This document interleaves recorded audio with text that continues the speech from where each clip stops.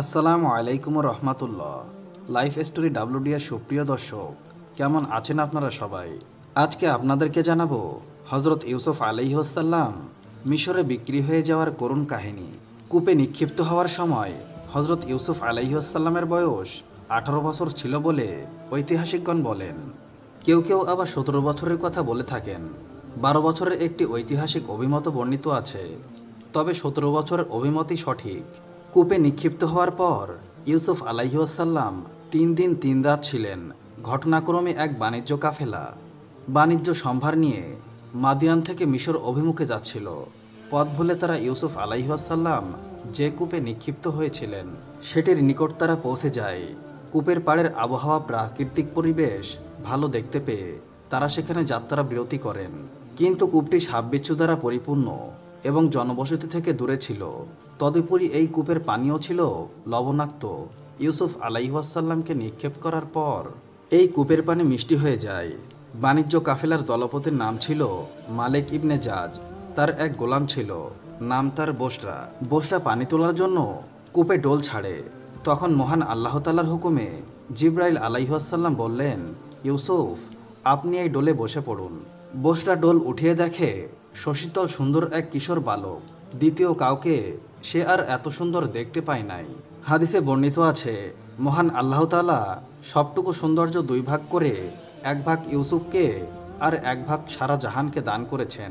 বাণিজ্য কাফেলার লোকেরা তার সৌন্দর্য দর্শনে বিমোহিত হয়ে জিজ্ঞাসা করল, হে বৎস, তুমি কি মানুষ নাকি ফেরেশতা নাকি পরিজাদা?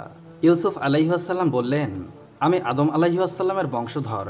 এই সময় ইউসুফ আলাইহিসসালামের ভাইরা সবাই কূপের কাছেই ছিল। শোরগোল শুনে তারা ইউসুফ আলাইহিসসালামকে দেখতে পেয়ে বলল, এ আমাদের গোলাম, ভয়ে পালিয়ে এসেছে এবং এই কূপে পড়ে গেছে। এই মিথ্যাচার শুনে ইউসুফ আলাইহিসসালাম কিছু বলতে চাইলে তার ভাই তাকে বলল, যদি এইসব লোককে কিছু বলো তবে তোকে মেরে ফেলবো।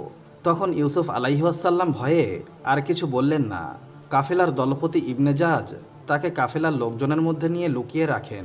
কাফেলার লোকেরা জিজ্ঞাসা করল, ছেলেটিকে কোথা থেকে এনেছো? কাফেলার ধিপতি মালিক বলল, এটা মহান আল্লাহ তাআলা প্রদত্ত লাভজনক এক সামগ্রী। ইউসুফকে কূপ থেকে ওঠানোর পর ইউসুফ ভ্রাতারা এসে বলল, আমরা আমাদের গোলামকে বিক্রি করব। কাফেলার ধিপতি মালিক বলল, ভালো কথা, আমি তাকে কিনে নিব, কিন্তু আমার নিকট মাত্র 18 দিরহাম মিশরি দিনহার আছে। মিশরি দিরহাম অন্য কোথাও চলে না। সুতরাং তোমরা মিশরি দিরহাম মূল্য গ্রহণে স্বীকৃতি হলে আমরা তোমাদের গোলামকে কিনে নেব। মিশরি মুদ্রা গ্রহণে স্বীকৃতি হয়ে ভাইরা ইউসুফকে কাফেলার ধিপতি মালিকের নিকট সমর্পণ করল। আর এই ঘটনার রহস্য হচ্ছে, মিশরি 2 দিরহাম কেনানি 1 দিরহামের সমান। এই হিসাবে মিশরি 18 দিরহাম কেনানি মুদ্রায় 9 দিরহাম হয়। আর এই নামমাত্র মূল্যেই ইউসুফ আলাইহিসসালামের ভাইরা তাকে কাফেলা ধিপতির হাতে বিক্রি করে দেয়। তাদের উদ্দেশ্য ছিল পিতার দৃষ্টি থেকে তাকে দূরে নিক্ষেপ করা। নতুবা ইউসুফ ভ্রাতারা কিন্তু দিনহীন নিঃস্ব ছিলেন না। মহান আল্লাহ তাআলা বলেন, আর তাকে বিক্রি করে দিল নিতান্ত হীনমূল্যে, মাত্র কয়েকটি দিরহামের বিনিময়ে, এবং তারা তো তার প্রতি বিমুখী হয়েছিল। সূরা ইউসুফ আয়াত 20-12। এক বর্ণনায় রয়েছে, পরের দিন ইউসুফ আলাইহিসসালামের ভ্রাতারা সকলেই কূপের ধারে এসে ইউসুফ আলাইহিসসালামকে কাফেলার সঙ্গে দেখতে পেয়ে নিজেদের গৃহবৃত্ত বলে দাবি করে বসে। এই দাবি করে ভ্রাতারা 18 মিশরি দিরহামের বিনিময়ে তাকে কাফেলাধিপতি মালিকের নিকট বিক্রি করে দেয়। ভাইদের যারা ইউসুফ আলাইহিসসালামকে কূপে নিক্ষেপ ও পরে কাফেলাধিপতির নিকট বিক্রিত সমভাবে শরিক ছিল, তারা সকলে মিলে তার বিক্রয় মূল্য 18 দিরহাম নিজেদের মধ্যে সমবন্টন করে নেয়। মাত্র একজন এই মূল্য থেকে কিছুই গ্রহণ করে নাই। অতঃপর কাফেলার লোকেরা তাকে মিশরে এনে বিক্রি করে দেয়। দ্বিতীয় কারণ হচ্ছে, মিশরের রাজত্ব তার ভাগ্যলিপিতে নির্ধারিত ছিল। যতক্ষণ পর্যন্ত না কেউ অন্যের খেদমত করবে ততক্ষণ পর্যন্ত খাদেমদের মূল্য ও মর্যাদা সম্পর্কে অবহিত হতে এবং নিজেকেও খেদমত পাওয়ার যোগ্য বলে দাবি করতে পারবে না। কাফেলাধিপতি মালিক ইবনে জাজ ইউসুফকে খরিদ করেছিল তার খেদমতের শর্তে, এবং এই মর্মে ইউসুফ ভ্রাতাদের থেকে একটি বিক্রয় রসিদপত্র লিখিয়ে নেয়। এই বিক্রয়ের রসিদপত্রের ভাষা ছিল এইরূপ, মালিক ইবনে জাজ ইব্রাহিমের পুত্র ইসহাক এবং ইসহাকের পুত্র ইয়াকুবের পুত্রদের থেকে একটি ইব্রনি গোলাম মাত্র 18 দিরহামে খরিদ করেছে। নির্ভরযোগ্য সাক্ষীদের সম্মুখে তাকে খরিদকারীর হাতে সমর্পণ করা হচ্ছে। এরপর মালিক ইউসুফ আলাইহিওয়াসাল্লামকে জিঞ্জির বন্ধ অবস্থায় ঘোড়ার পিঠে উঠিয়ে তার গায়ে একটি মোটা পশমি কম্বল ঝুলিয়ে দিয়ে পথ চলতে শুরু করলো। কিছুদূর যেতেই পথিমধ্যে ইউসুফ আলাইহিওয়াসাল্লামের মায়ের কবর ছিল। তিনি সেখানে অবতরণ করে মায়ের কবর জিয়ারত করেন আর অবিরল ধারায় কাঁদতে শুরু করেন। তিনি কবরস্থ মাকে উদ্দেশ্য করে বলতে লাগলেন, মা, ভাইরা এরশাবশত আমার উপরে খুব বেশি জুলুম করেছে এবং এই কাফেলাধিপতির কাছে আমাকে বিক্রি করে দিয়েছে। আমার খরিদ্দার মনিব আমার পায়ে বেড়ি পড়িয়েছে। তারা আমার পিতার খেদমত, স্বদেশভূমি এবং আপনার কবর সব কিছু থেকে আমাকে দূরে নিক্ষেপ করেছে। ইতোমধ্যে বাণিজ্য কাফেলা সামনে কিছু দূরে চলেও গেছে। কাফেলা থেকে এক লোক দৌড়ে এসে বলল, ওহে গোলাম, তুমি এখনও এখানে? আসলে সত্যিই তো, তুমি পলায়নপর মানসিকতা সম্পন্ন। এই বলে সে ইউসুফ আলাইহিওয়াসাল্লামকে থাপ্পড় মারল। তখন ইউসুফ আলাইহিওয়াসাল্লাম আকাশের দিকে তাকিয়ে মাথা উঠিয়ে বলল, ইয়া মহান আল্লাহ তাআলা, এই জালেমদের অনিষ্ট আর দুষ্কৃতিপনা হতে আমাকে রক্ষা করুন। আমার ওপর দিয়ে যে বিপদ মুসিবত যাচ্ছে সব কিছুই আপনি জানেন। হে আল্লাহ, আমি আর সহ্য করতে পারছি না। এইসব মাতম শেষে ইউসুফ আলাইহিওয়াসাল্লাম কাফেলায় সামিল হন। ইতোমধ্যে আকাশে ভীতিকর একখণ্ড মেঘ দেখা দেয় এবং সেই সঙ্গে প্রবল বাতাস বইতে শুরু করে এবং বজ্র বিজলির গর্জন শুরু হয়। কাফেলার সবাই ধ্বংসের দ্বার প্রান্তে উপনীত হয়। কাফেলার সকলে নিজেদের সম্পর্কে বলাবলি করতে লাগলো, ভেবে দেখো কি গুনাহের কারণে আমরা এমন কঠিন বিপদে পতিত হয়েছি। যে ব্যক্তি ইউসুফ আলাইহিওয়াসাল্লামকে চড় মেরেছিল সে বলল, আসলে আমার গুনাহের কারণেই কাফেলা শুদ্ধ সবাই এই বিপদে পতিত হয়েছে। যখন আমি এই গোলামকে থাপ্পড় মেরেছিলাম তখন সে আকাশের দিকে মুখ উঠিয়ে কেঁদে কেঁদে কি যেন একটা বলছিল। তখনই এই ধ্বংসকারী বিপদ আমাদের উপর আপতিত হয়। এই কথা শুনে সকলেই ইউসুফ আলাইহিওয়াসাল্লামের নিকট গিয়ে নিজেদের অপরাধ স্বীকার করে ক্ষমা প্রার্থনা করল। তাদের ক্ষমা প্রার্থনায় ইউসুফ আলাইহিওয়াসাল্লাম দোয়া করেন। তৎক্ষণাৎ মহান আল্লাহ তাআলার হুকুমে বিপদ বাতাস বন্ধ হয়ে যায়। কাফেলা এখান থেকে রওনা দিতেই মিশরে খবর পৌঁছে যায়, মালিক ইবনে জাহাজ সুন্দর সুদর্শন এক ইরানি গোলাম নিয়ে আসছে, যার মতো সুদর্শন এই ধারায় আর কেউ নাই। এই ক্ষেত্রে সে নিজের উদাহরণ। এই খবর শুনতে পেয়ে মিশর শহরের সব লোক বাণিজ্য কাফেলার অভ্যর্থনার উদ্দেশ্যে বের হয়ে আসে। ইউসুফ আলাইহিওয়াসাল্লামের যে রূপ সৌন্দর্য এবং গুণের বৈশিষ্ট্যর কথা তারা শুনতে পেয়েছিল, তাকে দেখে তারা সুরত সংবাদ থেকে অনেক গুণ বেশি পেল। কাফেলার ধিপতি মালিক নিজের ঘর সুসজ্জিত করে এবং তাতে রুমি রেশমের বিছানা বিছায় এবং ইউসুফ আলাইহিওয়াসাল্লামকে অভিজাতপূর্ণ পোশাক ও মাথায় স্বর্ণের মুকুট পরিয়ে দেয়। অতঃপর সে শহরময় প্রচার করে, আমি সুন্দর সুদর্শন সৎ চরিত্র চতুর্জ্ঞানী এক গোলামকে বিক্রয় করতে চাই। যিনি খরিদ করতে চান তিনি যেন সময় মতো আসেন। এই ঘোষণায় মিশরের উচ্চবিত্ত, নিম্নবিত্ত, মধ্যবিত্ত সব ধরনের লোক এসে মালিকের অবস্থানের স্থলে ভিড় জমায়। ইউসুফ আলাইহিওয়াসাল্লাম যখন দেখতে পেলেন তখন তিনি মনে মনে বললেন, মালিক তো আমাকে বিক্রয় করতে ভুল করছে। যে ভাইরা আমার সব কিছু সম্পর্কে অবগত ছিল তারাই যেখানে আমাকে মাত্র 18 মিশরি দিরহামে বিক্রয় করেছে, সেখানে এই জায়গায় কেই বা আমাকে চেনে? আমার সম্পর্কে কেউ তো কিছুই জানে না। তাহলে মালিক কেন আমার এত দাম চায়, যেখানে আমার পরিচিত রক্তের সম্পর্কিত ভাইদের হাতেই এত কম দামে বিক্রিত হয়েছি? সুতরাং এখানে তো তার চাইতেও কম দামে বিক্রি হওয়ার কথা। কাফেলাধিপতি মালিক ইউসুফ আলাইহিওয়াসাল্লামকে অভিজাত পোশাক পরিয়ে চেয়ারে বসিয়ে দেয়। এবার কাফেলাধিপতি মালিকের বিক্রয় প্রতিনিধি হাঁকডাক করতে লাগলো, কে এই জ্ঞানী সুদর্শন যুবককে ক্রয় করবে যার নজির এই পৃথিবীতে নাই? ইউসুফ মালিককে বললেন, এইভাবে নয়, বরং বলো কে খরিদ করবে এই দুর্বল নিঃস্ব অপরিচিত অত্যাচারীকে যার নজির পৃথিবীতে নাই? বিক্রয় প্রতিনিধি বলল, এইভাবে বলা রীতিবিরুদ্ধ। যাই হোক, অনেক দাম দরের পর অবশেষে মিশর রাজার অমর্ত্য আজির ম্যাসে ইউসুফ আলাইহিওয়াসাল্লামকে খরিদ করে নেন। ঘরে নিয়ে পত্নী জুলাইখাকে বললেন, আমি অনেক মূল্যে একে খরিদ করে নিয়ে এসেছি, অতএব ভালোভাবে রাখবে, একদম নিজের সন্তানের মতো আদর যত্ন করবে। একে গোলাম ভেবো না এবং এর সঙ্গে গোলামের মতো আচরণ করো না। আজিদ মিশরে উল্লেখিত কথাবার্তার সম্পর্কে মহান আল্লাহ তাআলা বলেন, আর মিশরে যে তাকে খরিদ করেছে সে তার স্ত্রীকে বলল, একে ভালোভাবে মর্যাদা সহকারে রেখো, সম্ভবত একে দিয়ে আমাদের উপকার হবে, অথবা আমরা একে সন্তান বানাবো। সূরা ইউসুফ আয়াত 21 পারা 12। হজরত আদম আলাইহিসসালামের বয়স যখন 1000 বছর হলো, তখন তিনি রোগাক্রান্ত ও ক্রমান্বয়ে দুর্বল হয়ে পড়লেন। এ সময় হঠাৎ একদিন তার বেহেশতি মেওয়া ও ফলমূলের কথা মনে পড়ে গেল এবং ওই ধরনের মেওয়া খাওয়ার জন্য তার আগ্রহ সৃষ্টি হলো। তিনি তার সন্তানদেরকে বললেন, তোমরা চেষ্টা করে দেখো আমার জন্য কিছু মেওয়া সংগ্রহ করতে পারো কিনা।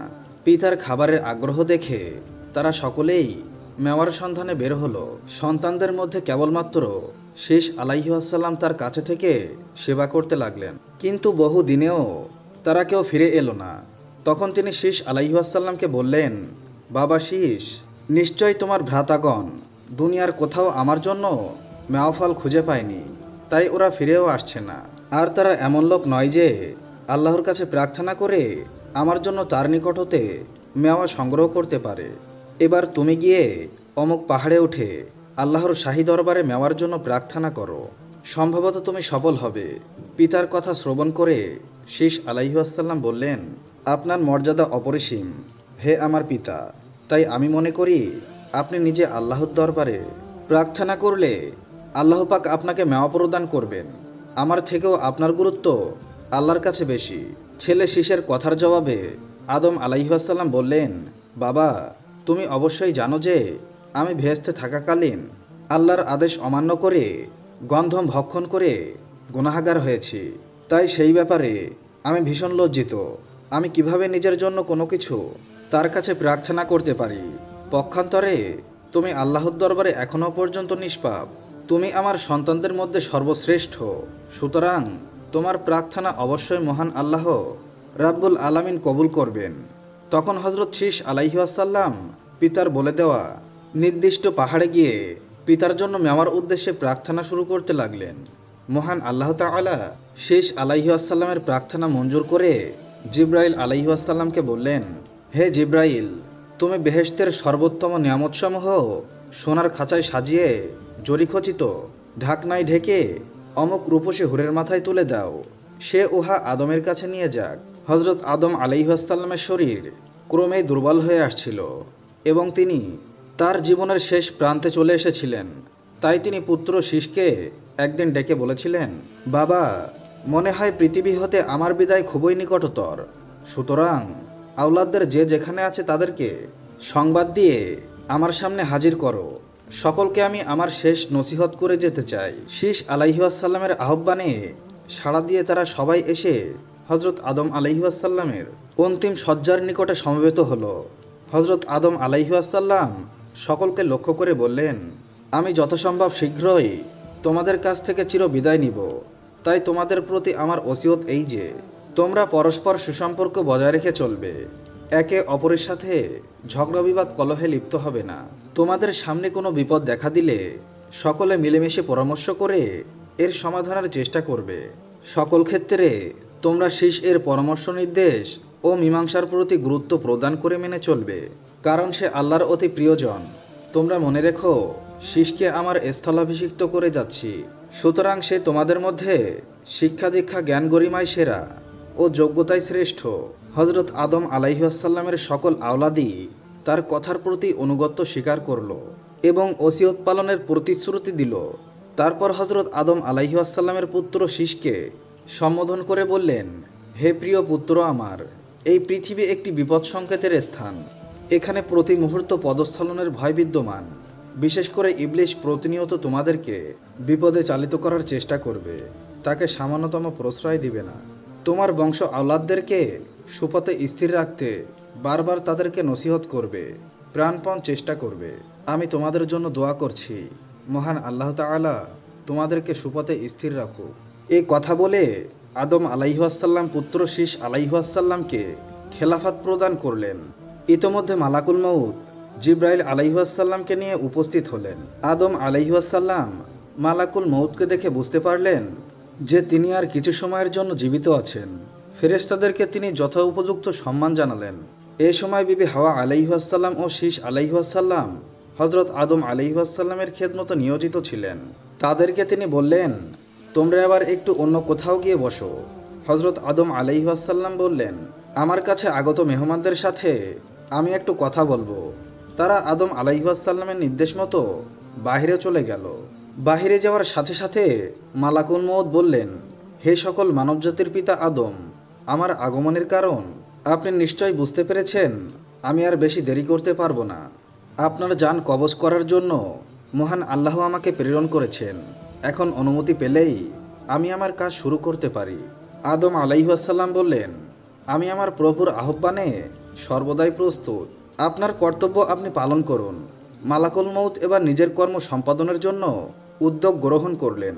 জিব্রাইল আলাইহাসাল্লাম তাকে লক্ষ্য করে বললেন, হে মালাকুল মাহমুদ আবুল বাশার, আদমের জান কবজ করতে যেন কোনোরূপ কষ্ট না হয় সেদিকে খেয়াল রাখবেন। কেননা মহান আল্লাহ তাকে স্বয়ং সৃষ্টি করেছেন এবং তার প্রতি আল্লাহর অনুগ্রহ অফুরন্ত। সেভাবেই মালাকুল মউত তার জান কবজ করলেন। আদম আলাইহাসাল্লাম অত্যন্ত শান্ত ও ধীর স্থিরভাবে চিরনিদ্রার কোলে ঢলে পড়লেন। তার চোখ বন্ধ হয়ে গেল। তিনি চলে গেলেন চরম ও পরম বন্ধু মহান প্রভুর সান্নিধ্যে। ইন্না লিল্লাহি ওয়া ইন্না ইলাইহি রাজিউন। হজরত আদম আলাইহাসাল্লামের পরলোক গমনের দিনটি ছিল শুক্রবার। এই জগৎ থেকে আদম আলাইহাসাল্লাম বিদায় নেওয়ার সঙ্গে সঙ্গে আওলাদরা মিলে প্রায় 40,000 মানব সন্তান শোকাহত হয়ে একেবারে যেন হতবুদ্ধি হয়ে পড়ে। একমাত্র হাবিলের মৃত্যু ছাড়া আর কোনো মৃত্যু তাদের প্রত্যক্ষ করেনি। হাবিলের মৃত্যু সকলে দেখেওনি, তখন তারা সকলেই ছিল না। যারা বর্তমান ছিল তারাও সে মৃত্যু প্রত্যক্ষ করেনি, কেননা হাবিলের মৃত্যু ঘটেছিল কাবিলের দ্বারা। সকলের আলোকে আজ হজরত আদম আলাইহাসাল্লামের মৃত্যু তার 40,000 আওলাদদের প্রত্যেকের চোখের সামনে সংগঠিত হলো। এতগুলো শোকাহত মানুষের ক্রন্দনে আকাশ বাতাস ভারাক্রান্ত হয়ে গেল। বিবি হাওয়ার করুণে বিলাপে ফেরেশতারাও যেন বিষাদগ্রস্ত হয়ে পড়ল। তিনি ক্রন্দন জড়িত কণ্ঠে বলতে লাগলেন, হাই আমার প্রাণের প্রিয়তম, বেহেশতে আমি আপনার সঙ্গে ছিলাম, অতঃপর আপনার সাথেই পৃথিবীতে এসে এতকাল আপনার সাথে সুখ দুঃখের অংশীদার ছিলাম। কোনোদিন আপনি আমায় পরিত্যাগ করেননি, তাহলে এতদিন পর আজ আমাকে একাকী ফেলে কেন চলে গেলেন? আমি এখন কার নিকট নিজের দুঃখের কথা প্রকাশ করব? কে আমাকে সান্ত্বনা দেবে? হে প্রাণপ্রিয় স্বামী আমার, আমাকে আল্লাহ তাআলা আপনার সাথে পৃথিবীতে পাঠিয়েছেন, কিন্তু আপনাকে নিজের কাছে তুলে নেওয়ার সময় আমাকেও কেন আপনার সাথে নিলেন না? আমি এখন কার মুখের পানে চেয়ে বেঁচে থাকব? হজরত আদম আলাইহাসাল্লামের আওলাদগণ নিজেদের মুরব্বী হারিয়ে নিজেরাই হতবিহব্বল হয়ে পড়েছিল। বিবি হাওয়ার ব্যাকুলতা দেখে তাদের অবস্থা আরও করুণ হয়ে পড়ল। আদম আলাইহাসাল্লামের মৃত্যুতে সকলেই কেঁদে কেঁদে পেরেশান হলো, কিন্তু এখন যে কি করণীয় তা কারো জানা ছিল না। কেননা ইতিপূর্বে তারা কারোর মৃত্যু দেখেনি, তাই মৃত্যুর পর আত্মীয় স্বজনের করণীয়র ব্যাপারেও তারা অজ্ঞ ছিলেন। এমন পরিস্থিতিতে আল্লাহ তাআলার পক্ষ হতে জিব্রাইল আলাইহাসাল্লাম প্রেরিত হলেন। তিনি এসে শীষ আলাইহাসাল্লামকে মৃত্যুর গোসল, কাফন, জানাজা দাফন প্রভৃতি শিখিয়ে দিলেন। তিনি সে অনুযায়ী সকলকে নিয়ে আনজান করলেন। প্রায় 40,000 লোক আদম আলাইহাসাল্লামের জানাজার নামাজে শরিক হলেন। শরণদ্বীপের একটি পাহাড়ে তার লাশ দাফন করা হলো। বিবি হাওয়ার মৃত্যুর বিষয়ে এরূপ বর্ণিত হয়েছে যে স্বামীর বিচ্ছেদের বেদনায় কাঁদতে কাঁদতে তিনি শারীরিক ও মানসিকভাবে দুর্বল হয়ে পড়েছিলেন এবং হজরত আদম আলাইহাসাল্লামের পরলোক যাত্রার মাত্র বছরখানেকের মধ্যেই তিনি এহলোক ত্যাগ করে পরলোক যাত্রা করেন। আল্লাহু আকবার, সুবহানাল্লাহ। ইমাম হাসান রাদিয়াল্লাহু তাআলা আনহুকে যেভাবে তার স্ত্রী বিষ প্রয়োগে হত্যা করেন, হজরত আলী রাদিয়াল্লাহু তাআলা আনহু এবং মা ফাতেমার জ্যেষ্ঠ সন্তান ইমাম হাসান রাদিয়াল্লাহু তাআলা আনহু 624 সনে জন্মগ্রহণ করার পর মহানবী সাল্লাল্লাহু আলাইহি ওয়াসাল্লাম তার নাম রাখেন আল হাসান। মহানবী সাল্লাল্লাহু আলাইহি ওয়াসাল্লামের বড় নাতি হিসাবে বাল্যকালে অনেক স্নেহপ্রাপ্ত হয়েছিলেন। ইমাম হাসান রাদিয়াল্লাহু তাআলা আনহু নবীজি সাল্লাল্লাহু আলাইহি ওয়াসাল্লাম তিনি এবং তার ভাই হুসাইন রাদিয়াল্লাহু তাআলা আনহুকে জান্নাতের যুবকদের সর্দার হওয়ার সুসংবাদ দিয়েছেন। 632 সনে মহানবী সাল্লাল্লাহু আলাইহি ওয়াসাল্লামের মৃত্যুর পর ইমাম হাসান রাদিয়াল্লাহু তাআলা আনহু এক নম্র, ভদ্র, দয়ালু, বিচক্ষণ ও সাহসী পুরুষ হিসাবে প্রসিদ্ধি লাভ করেন। চতুর্থ খলিফা হজরত আলী রাদিয়াল্লাহু তাআলা আনহু এর শাসনামলে তিনি সাহসিকতার সঙ্গে সাফিন, নাহরওয়ান এবং জামালের যুদ্ধে অংশগ্রহণ করেন এবং বীরত্বের স্বাক্ষর রাখেন। 661 সনে বিদ্রোহী খারাজিদের চক্রান্তে বিষ মাখানো তরবারির আঘাতে শাহাদাত বরণ করেন। ইসলামের চতুর্থ খলিফা হজরত আলী রাদিয়াল্লাহু তাআলা আনহু এই অনাকাঙ্ক্ষিত মৃত্যুর পর জ্যেষ্ঠ সন্তান হিসেবে ইমাম হাসান রাদিয়াল্লাহু তাআলা আনহু ইসলামের পঞ্চম খলিফা নির্বাচিত হন। তবে তা মেনে নিতে পারেননি হজরত আলী রাদিয়াল্লাহু তাআলা আনহু এর পারিবারিক সূত্র মুয়াবিয়া। মুয়াবিয়ার অন্যতম টার্গেট ছিল স্বীয় কুলাঙ্গার পুত্র ইয়াজিদকে নিজের স্থলাভিষিক্ত হিসাবে মনোনীত করা, যা ছিল ইমাম হাসানের সাথে সরাসরি বিরোধী। আর তাই সে এ বিষয়ে উদ্বিগ্ন ছিল। সে জানত যদি ইমাম এর জীবদ্দশায় এ ধরনের কোনো পদক্ষেপ গ্রহণ করে তবে হাসান এর কঠোর বিরোধিতার মুখোমুখি হবে। এর ভিত্তিতে সে যে কোনো উপায়ে ইমাম হাসানকে হত্যা করার সিদ্ধান্ত নেয়। বিভিন্ন আলোচনা ও পর্যালোচনার পর এই চক্রান্ত বাস্তবায়নের লক্ষ্যে ইমামের স্ত্রী জোদা বিনতে আশায়াসকেই তারা বেছে নেয়। আর তাই গোপনে জোদার কাছে 1,00,000 দিরহাম পাঠিয়ে তাকে এ প্রলোভন দেখানো হয় যে যদি হাসানকে হত্যা করতে পারো তবে তোমাকে ইয়াজিদের সাথে বিয়ে দেওয়া হবে। আর জোদাও মুয়াবিয়ার চক্রান্তে সাড়া দিয়ে ইমামের খাওয়ার পানিতে বিষ মিশিয়ে দেয় এবং ইমাম হাসান ওই বিষে আক্রান্ত হয়েই শাহাদাত বরণ করেন। পরবর্তীতে সোয়াইরিয়া চিঠির মাধ্যমে এবং সৈন্য সমাবেশ ঘটিয়ে ইমাম হাসানকে ক্ষমতা ছেড়ে দেওয়ার আহ্বান জানায়। প্রতি উত্তরে ইমাম হাসান রাদিয়াল্লাহু তাআলা আনহু তার মেয়াদ শেষ না হওয়া পক্ষে যুক্তি দেন এবং মেয়াদ শেষ না হওয়া পর্যন্ত অপেক্ষা করার আহ্বান জানান। কিন্তু উভয়ের মধ্যে তিক্ততা এমন পর্যায়ে পৌঁছে যে ক্ষমতা গ্রহণের 7 মাসের মাথায় ইমাম হাসান রাদিয়াল্লাহু তাআলা আনহু ক্ষমতা ছেড়ে দেন। তারপর তিনি মদিনায় ফিরে যান এবং একান্ত সাদামাটা জীবনযাপন করেন। তবুও তার শত্রুরা পিছু ছাড়েনি। হজরত হাসান রাদিয়াল্লাহু তাআলা আনহু একটি স্বপ্ন দেখেন, যাতে তিনি তার কপালে কুলহু আল্লাহ আহাদ এই লেখা দেখতে পান। এই স্বপ্ন দেখে তিনি খুব খুশি হন, এটিকে সুসংবাদ মনে করেন। তখন উক্ত বিষয়টি সে সময়কার এক প্রসিদ্ধ বুজুর্গ সাইদ বিন মুসাইব রহমতুল্লাহ আলাইহ শুনে বললেন, যদি এই স্বপ্ন হজরত হাসান রাদিয়াল্লাহু তাআলা আনহু দেখে থাকেন তাহলে এর তাবির হলো হজরতের হায়াত খুব কম বাকি আছে, অচিরেই তিনি আল্লাহর ডাকে সাড়া দিবেন। হজরত হাসান রাদিয়াল্লাহু তাআলা আনহু এর কিছুদিন পরে ইন্তেকাল করেন। 670 সনে ইমাম হাসান রাদিয়াল্লাহু তাআলা আনহুকে বিষ প্রয়োগ করা হয়। এই বিষ প্রয়োগের নেপথ্যে তার স্ত্রী, অপর একজন স্ত্রী এবং একজন দাসীর নাম উঠে আসে, যার কারণে হজরত প্রচণ্ড অসুস্থ হয়ে পড়েন। বারবার টয়লেটে যাওয়ার প্রয়োজন পড়ে। এক করুণ অসুস্থতা প্রায় 40 দিন পর্যন্ত স্থায়ী ছিল।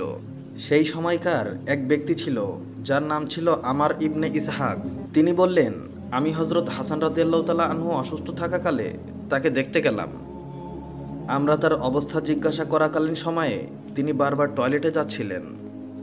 হজরত হাসান রাদিয়াল্লাহু তাআলা আনহু তখন তার শারীরিক অবস্থা বর্ণনা করতে গিয়ে বলেন, আল্লাহর কসম, আমাকে কয়েকবার বিষ দেয়া হয়েছে, কিন্তু এবার যতটা কঠিন বিষ দেওয়া হয়েছে আগে কখনো এতটা মারাত্মক বিষ দেওয়া হয়নি। মনে হচ্ছে আমার কলিজা আলাদা হয়ে বের হয়ে যাচ্ছে। সেই সময় হজরত হুসাইন রাদিয়াল্লাহু তাআলা আনহু উপস্থিত হলেন। তিনি হজরত হাসান রাদিয়াল্লাহু তাআলা আনহুকে বললেন, ভাই, তুমি আমাকে বলো, কে তোমাকে বিষ খাইয়েছে? হজরত হাসান বললেন, তুমি কেন জিজ্ঞাসা করছো? তুমি কি তাকে হত্যা করবে? হজরত হুসাইন রাদিয়াল্লাহু তাআলা আনহু বললেন, হ্যাঁ। তখন হজরত হাসান রাদিয়াল্লাহু তাআলা আনহু বললেন, আমি তোমাকে এই বিষয়ে কিছুই বলবো না, যদি যার ব্যাপারে আমার ধারণা সেই যদি হয় তাহলে আল্লাহ তাআলাই কঠিন শাস্তি প্রদান করবেন। আর যদি আমার ধারণা ভুল হয় তাহলে আমি চাই না যে আমার কারণে কোনো নিরপরাধ মানুষ নিহত হোক। এরপর 670 সনে বিষ প্রয়োগের মাধ্যমে মৃত্যুবরণ করেন ইমাম হাসান। মৃত্যুর পর মহানবী সাল্লাল্লাহু আলাইহি ওয়াসাল্লামের রওজার পাশে কবর দেওয়া নিয়েও সেই বিষয়ে বিতর্ক হয়। পরবর্তীতে মসজিদে নববীর পাশে জান্নাতুল বাকি কবরস্থানে ইমাম হাসান রাদিয়াল্লাহু তাআলা আনহুকে সমাহিত করা হয়। আমাদের আজকের এই ভিডিওতে আপনাদেরকে জানাবো রাসূলুল্লাহ সাল্লাল্লাহু আলাইহি ওয়াসাল্লামের উপর কাফের আবু জাহেলের লোমহর্ষক নির্যাতনের ঘটনা। তো চলুন আর কথা না বাড়িয়ে আমরা চলে যাই মূল ভিডিওতে। হযরত ফাতেমা রাদিয়াল্লাহু তাআলা আনহার বাল্যজীবনের একটি হৃদয় বিদারক ঘটনা আমাদের সবার হৃদয়কে স্পর্শ করে। ইতিহাসে এই বছরকে বলা হয় আম্বল হুজন বা শোকের বছর। রাসূলে পাক সাল্লাল্লাহু আলাইহি ওয়াসাল্লাম কাবা শরীফে নামাজ আদায় করছিলেন। এই সময় একদল ক্ষুধার্তহী কুরাইশ অদূরে দণ্ডায়মান হয়ে রাসূলুল্লাহ সাল্লাল্লাহু আলাইহি ওয়াসাল্লামকে অকথ্য ভাষায় গালিগালাজ এবং উপহাস করছে। ধর্ম প্রচারের কারণে রাসূলের উপর কুরাইশরা নানানভাবে নির্যাতন শুরু করে। আব্দুল্লাহ বিন মাসুদ রাদিয়াল্লাহু তাআলা আনহু থেকে বর্ণিত, একদিন রাসূলুল্লাহ সাল্লাল্লাহু আলাইহি ওয়াসাল্লাম বাইতুল্লাহর কাছে নামাজ আদায় করছিলেন। সেখানে আবু জেহেল এবং তার সঙ্গীরা বসা ছিল। গতদিন উট জবাই করা হয়েছিল। এমন সময় আবু জেহেল বলে উঠল, তোমাদের মধ্য থেকে কেউ অমুক গোত্রের উটনির নাড়ি ভুড়িয়ে এনে মুহাম্মদ যখন সিজদা করবে তখন তার পিঠের উপরে রাখতে পারবে? তখন কওমের সবচেয়ে নিকৃষ্ট লোকটি দ্রুত এগিয়ে উটনির নাড়ি ভুড়িয়ে নিয়ে এলো এবং রাসূলুল্লাহ সাল্লাল্লাহু আলাইহি ওয়াসাল্লাম তিনি তখন সেজদায় গেলেন। তখন এগুলো তার দুই কাঁধের মাঝখানে রেখে দিল। আব্দুল্লাহ বিন মাসুদ রাদিয়াল্লাহু তাআলা আনহু বলেছেন, তারা নিজেরা হাসতে থাকলো। হাসতে হাসতে একে অন্যের উপর হেলে পড়ল। আমি দাঁড়িয়ে দাঁড়িয়ে দেখছিলাম। ভাই, আমার যদি প্রতিরোধ করার ক্ষমতা থাকতো তাহলে আমি রাসূলুল্লাহ সাল্লাল্লাহু আলাইহি ওয়াসাল্লামের পিঠ মোবারক থেকে এগুলো অবশ্যই ফেলে দিতাম। রাসূলুল্লাহ সাল্লাল্লাহু আলাইহি ওয়াসাল্লাম সেজদায় পড়ে থাকলেন, তার মাথা মোবারক ওঠালেন না। এক পর্যায়ে এক লোক গিয়ে হযরত ফাতেমা রাদিয়াল্লাহু তাআলা আনহাকে খবর দিলেন। সেই সময় হযরত ফাতেমা রাদিয়াল্লাহু তাআলা আনহা তিনি ছোট বালিকা। শিশু ফাতেমার কানে এই কথা পৌঁছাতেই তিনি পাগলের মতো কাবা ঘরে ছুটে এলেন। ঘটনা দেখে বালিকা ফাতিমার শ্বাস প্রশ্বাস বন্ধ হয়ে যাওয়ার উপক্রম হয়। তিনি ভয়ে অস্থির হয়ে পড়েন। দেখেন তাদের একজন তার পিতার গায়ের চাদরটি তার গলায় পেঁচিয়ে জোরে টানতে শুরু করেছে। হযরত আবু বকর রাদিয়াল্লাহু তাআলা আনহু তাদের সামনে দাঁড়িয়ে অত্যন্ত উত্তেজিত কণ্ঠে বলছেন, তোমরা এই লোককে শুধু এই জন্যই হত্যা করবে যে তিনি বলেন আল্লাহ আমার রব ও প্রতিপালক? লোকগুলো আবু বকর রাদিয়াল্লাহু তাআলা আনহুর এই কথাগুলো শুনে আগুন ঝরা দৃষ্টিতে তার দিকে এগিয়ে এলেন এবং তার দাড়ি ধরে টেনে তারপর মাথা ফাটিয়ে রক্ত ঝরিয়ে ছাড়ল। ইবনে হিসান আল সিরাহ আল নাবাজিয়া 1 থেকে 310। ফাতেমা রাদিয়াল্লাহু তাআলা আনহা কারোর পরোয়া না করে পিতার গর্দান থেকে ময়লা সরিয়ে ফেললেন। কাফিররা এই সময় দাঁড়িয়ে দাঁড়িয়ে হাসছিল আর হাতে তালি দিচ্ছিল। 8-9 বছর বয়সের ফাতেমা রাদিয়াল্লাহু তাআলা আনহা এই দৃশ্য দেখে কাফিরদের দিকে ঘৃণার দৃষ্টি নিক্ষেপ করে বললেন, হতভাগারা, হতভাগারা, আল্লাহ অবশ্যই তোমাদের অপকর্মের শাস্তি দিবেন। অতঃপর আল্লাহর রাসূল সাল্লাল্লাহু আলাইহি ওয়াসাল্লাম যখন তার নামাজ শেষ করলেন তখন তিনি কণ্ঠস্বর উঁচু করলেন এবং তাদের বিরুদ্ধে বদদোয়া করলেন। রাসূলুল্লাহ সাল্লাল্লাহু আলাইহি ওয়াসাল্লাম যখন দোয়া করতেন তখন 3 বার করতেন এবং যখন প্রার্থনা করতেন তখন 3 বার করতেন। এরপর বললেন, ইয়া আল্লাহ, আপনি কুরাইশকে ধ্বংস করুন। হে আল্লাহ, তুমি সায়রা ইবনে রাবিয়াকে পাকড়াও করো। হে আল্লাহ, তুমি উকবা ইবনে আবি মুইতকে সামাল দাও। হে আল্লাহ, তুমি উমাইয়া ইবনে খালফের খবর নাও। হে আল্লাহ, তুমি জাহল ইবনে হিসামকে ধরো। রাসূলুল্লাহ সাল্লাল্লাহু আলাইহি ওয়াসাল্লামকে হাত উঠিয়ে এইভাবে বদদোয়া করতে দেখে পাষণ্ডদের হাসি থেমে যায়। তারা ভয়ে শঙ্কিত হয়ে পড়ে। আল্লাহ তার প্রিয় নবীর কথা কবুল করেন। এইভাবে আবু বকর রাদিয়াল্লাহু তাআলা আনহু সেদিন নিজের জীবন বিপন্ন করে পাষণ্ডদের হাত থেকে রাসূলুল্লাহ সাল্লাল্লাহু আলাইহি ওয়াসাল্লামকে মুক্ত করলেন। ছাড়া পেয়ে তিনি বাড়ির পথ ধরলেন। মেয়ে ফাতিমার পিছনে পিছনে চললেন। পথের স্বাধীন এবং দাস যাদের সাথে দেখা হলো প্রত্যেকেই নানান রকম অশ্লীল মন্তব্য ছুড়ে মেরে ভীষণ কষ্ট দিল। রাসূলুল্লাহ সাল্লাল্লাহু আলাইহি ওয়াসাল্লাম সোজা বাড়িতে গেলেন এবং মারাত্মক রকম বিধ্বস্ত অবস্থায় বিছানায় এলিয়ে পড়লেন। বালিকা ফাতেমা রাদিয়াল্লাহু তাআলা আনহা তার চোখের সামনে এই ঘটনা ঘটল। তারা জিমু সাইয়্যেদাতি বায়াত আন নবুয়াহ 592। তিনি রাসূলকে মায়ের মতোই যত্ন করতেন, তার দিকে খেয়াল রাখতেন শুধু ঘরের মধ্যেই নয়, ঘরের বাইরেও তিনি রাসূলের বিষয়াদির প্রতি লক্ষ্য রাখতেন। অন্যান্য শিশুর মতো তিনি খেলাধুলা করতেন না। তিনি ছোটবেলাতেই একজন দায়িত্বশীল নারীর ভূমিকায় অবতীর্ণ হন। যখনই তিনি জেনেছেন যে কাফির মুশরিকরা রাসূলকে নির্যাতন করছে, তখনই তিনি সেখানে ছুটে গিয়েছেন এবং পিতাকে উদ্ধার করে এনেছেন। ইতিহাস থেকে জানা যায়, বদরের যুদ্ধে এই নরপিশাচগুলো মুসলমানদের হাতে অত্যন্ত করুণভাবে মৃত্যুবরণ করে। উকবা বদরের মুসলমানদের হাতে বন্দী হন। রাসূলুল্লাহ সাল্লাল্লাহু আলাইহি ওয়াসাল্লাম তাকে হত্যার নির্দেশ দেন। তখন সে বলে, ইয়া মুহাম্মদ, আমার ছোট্ট মেয়েগুলোর জন্য কে থাকবে? জাহান্নাম। তারপর সে বলে, তুমি কুরাইশ হওয়া সত্ত্বেও আমাকে তুমি হত্যা করবে? বললেন, হ্যাঁ। তারপর নবীজি সাল্লাল্লাহু আলাইহি ওয়াসাল্লাম সাহাবীদের দিকে ফিরে বললেন, তোমরা কি জানো এই লোকটা আমার সাথে কিরূপ আচরণ করেছিল? একদিন আমি মাকামে ইব্রাহিমের পিছনে সেজদারত অবস্থায় ছিলাম। এমন সময় সে এসে আমার ঘাড়ের উপরে পা উঠিয়ে এত জোরে চাপ দেয় যে আমার চোখ দুটো বের হয়ে যাওয়ার উপক্রম হয়েছিল। আরেকবার আমি সেজদায় আছি, এমন সময় সে কোথা থেকে উটের বর্জ্য এনে আমার মাথায় ঢেলে দেয়। ফাতেমা দৌড়ে এসে তা সরিয়ে আমার মাথা ধুইয়ে দেয়। আর এইভাবেই মুসলমানদের হাতে পাপিষ্ট উকবার জীবনের সমাপ্তি ঘটে। এরপর আব্দুল্লাহ বিন মাসুদ রাদিয়াল্লাহু তাআলা আনহু বললেন, ইয়া আল্লাহর কসম, যারা মুহাম্মদ রাসূলুল্লাহ সাল্লাল্লাহু আলাইহি ওয়াসাল্লামকে পুরো কুরাইশ বংশের সামনে অপমান করেছে এবং রাসূলুল্লাহ সাল্লাল্লাহু আলাইহি ওয়াসাল্লাম যাদের নাম উচ্চারণ করেছিলেন, আমি বদরের যুদ্ধের দিন তাদেরকে নিহত অবস্থায় পড়ে থাকতে দেখেছি। পরবর্তীতে তাদেরকে টেনে হিচড়ে বদরের কূপের মধ্যে ফেলে দেওয়া হয়। সহিহ বুখারী 240, সহিহ মুসলিম 1794। বদরের যুদ্ধের দিন কি হয়েছিল এবং হযরত মুহাম্মদ সাল্লাল্লাহু আলাইহি ওয়াসাল্লাম এর সম্পূর্ণ কাহিনী জানতে হলে অবশ্যই আমাদের এই ভিডিওটি শেষ পর্যন্ত দেখার অনুরোধ রইল। দ্বিতীয় হিজরি 17 রমজান ইতিহাসের বিখ্যাত বদর যুদ্ধ সংগঠিত হয়েছিল। বিশ্ব সভ্যতার ইতিহাসে এই দিবসটি অনন্য অবস্থান দখল করে রেখেছে।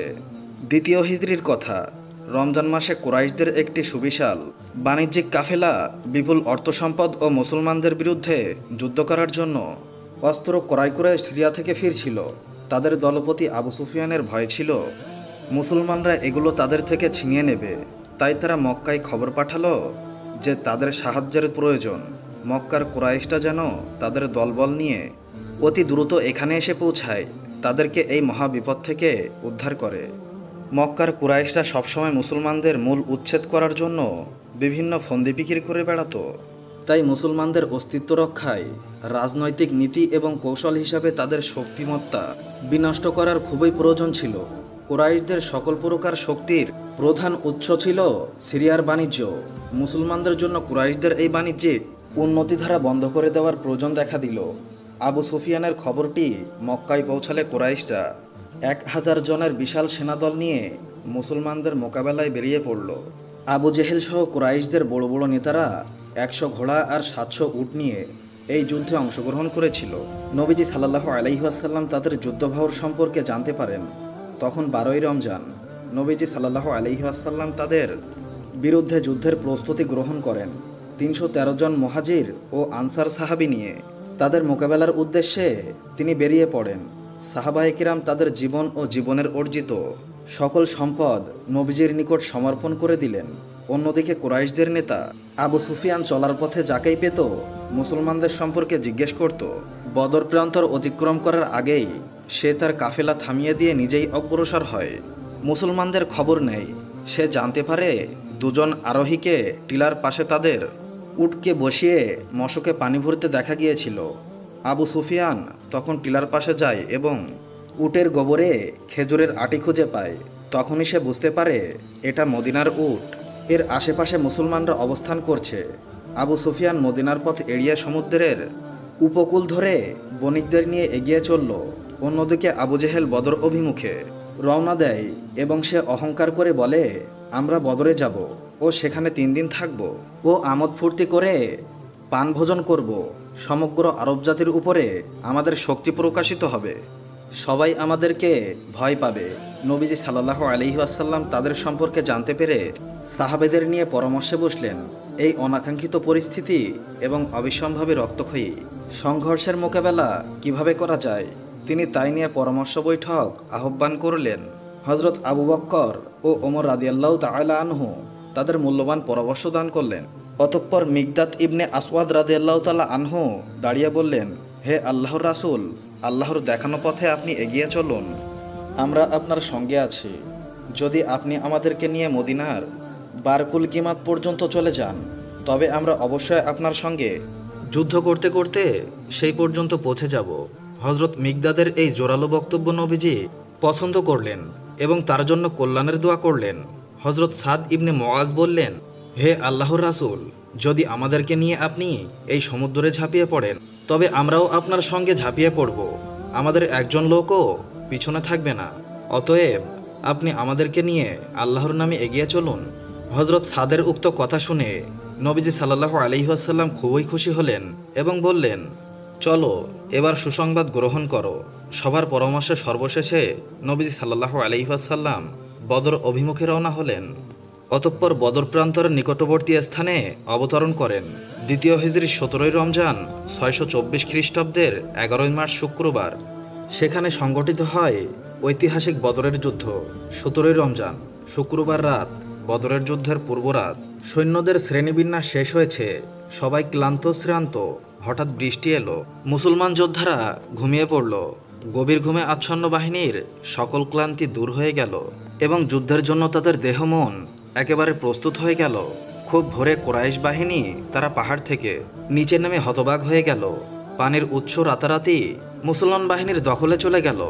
হাকেম ইবনে হেজাম কয়েকজন কুরাইশ বাহিনীকে নিয়ে পানির কূপের দিকে অগ্রসর হলো। এই সময় নবীজি বললেন তাদেরকে যেন কিছু না করে ছেড়ে দেওয়া হয়। এর ফলে তারা সেখান থেকে পানি পান করলো এবং পরবর্তীতে যুদ্ধে নিহত হলো। কিন্তু হাকেম সেই পানি পান করেনি, সে বেঁচে গেল। পরবর্তীতে ইসলাম কবুল করলো। অন্যদিকে কুরাইশ নেতারা অবস্থার ভয়াবহতা টের পেল এবং আফসোস করতে লাগলো। তবে তাদের ধারণা ছিল মুসলমানরা সংখ্যায় 300 বা তার কিছু কম হবে। আবু জেহেল কুরাইশদের নিয়ে মুসলমানদের দিকে এগিয়ে এলো, কিন্তু নবীজি সাল্লাল্লাহু আলাইহি ওয়াসাল্লাম তার বাহিনীকে বললেন, চূড়ান্ত নির্দেশ না দেওয়া পর্যন্ত কেউ যুদ্ধ শুরু করবে না। কুরাইশদের পক্ষ থেকে ব্যাপক হারে তীর বৃষ্টি না হওয়া পর্যন্ত তোমরা কেউ তীর ছুড়বে না। তোমাদের ওপরে তাদের তরবারি আসার আগ পর্যন্ত তোমরা কেউ তরবারি চালাবে না। এরপর কুরাইশদের পক্ষ থেকে যুদ্ধের আগুন জ্বলে উঠল এবং মুসলমানরা যুদ্ধে ঝাঁপিয়ে পড়লেন। এই ঐতিহাসিক যুদ্ধে মুসলমানদের ঐতিহাসিক বিজয় রচিত হলো। কুরাইশদের অনেক কাফের যোদ্ধারা মুসলমানদের হাতে বন্দী হলো। এটাই ছিল ইসলামের প্রথম সিদ্ধান্তমূলক মুসলমানদের পরিকল্পিত সামরিক জেহাদ। যুদ্ধ শুরু হওয়ার আগে নবীজি সাল্লাল্লাহু আলাইহি ওয়াসাল্লাম মহান আল্লাহর নিকট প্রার্থনা করলেন, হে আল্লাহ, তুমি যদি চাও দুনিয়াতে তোমার ইবাদত করার মতন কেউ না থাকুক, তাহলে এই ক্ষুদ্র দলটিকে নিশ্চিহ্ন করে দাও। কিন্তু আল্লাহ রাব্বুল আলামিন তা চাননি। সেই কারণে প্রায় নিরস্ত্র মুষ্টিমেয় মুসলমান যোদ্ধাদের কাছে পরাজিত হয়েছিল বিশাল কুরাইশ বাহিনী। কুরাইশদের অহংকারের পতন হয়, যা ছিল মহান আল্লাহর কুদরতেরই প্রমাণ। এই যুদ্ধে মুসলমানদের 14 জন সাহাবী যোদ্ধা শহীদ হয়েছিলেন। কুরাইশদের 70 জন নিহত এবং 70 জন কাফের যোদ্ধা মুসলমানদের হাতে বন্দী হয়, যাদের অধিকাংশই নেতা পর্যায়ের লোক ছিল। বদর যুদ্ধে অংশগ্রহণকারী সাহাবীদের মধ্যে দ্বিতীয় পর্যায়ের নেতৃত্ব দিয়েছিলেন হজরত ওমর, হজরত আলী এবং হজরত আমির হামজা রাদিয়াল্লাহু তাআলা আনহু। আর কুরাইশদের মধ্যে নেতৃত্ব দিয়েছিলেন আবু জাহেল, উতবা সাহিবা ও পতাকাবাহী নজর ইবনে হারেস, ওয়ালিদ ইবনে মুগিরা এবং আবু সুফিয়ান। এই যুদ্ধে কুরাইশদের 24 জন সেনাপ্রধান নিহত হয়। কুরাইশদের প্রধান সেনাপতি আবু জেহেলকে হত্যা করেন 2 জন সহোদর আনসার কিশোর সাহাবী, হজরত মাআজ এবং মুআজ রাদিয়াল্লাহু তাআলা আনহু। নিয়ম অনুযায়ী যুদ্ধ শেষে বদর প্রান্তরে মুসলমানরা 3 দিন পর্যন্ত অবস্থান করেন। চতুর্থ দিন নবীজি সাল্লাল্লাহু আলাইহি ওয়াসাল্লাম সবাইকে নিয়ে মদিনার পথে রওনা করেন। তার সাথে ছিল বন্দী কুরাইশরা এবং যুদ্ধলব্ধ সম্পদ। যুদ্ধবন্দীদের সাথে আল্লাহর রাসূল এবং মুসলিমরা যে সহমর্মিতা দেখিয়েছিলেন, বিশ্বের ইতিহাসে তার নজির পাওয়া মুশকিল। যুদ্ধ সূচনার প্রত্যক্ষ ও পরোক্ষ কারণ। মদিনায় সফলভাবে ইসলাম প্রতিষ্ঠিত হওয়ায় মক্কার কুরাইশরা মুসলমানদের বিরুদ্ধে হিংসায় লিপ্ত হলো।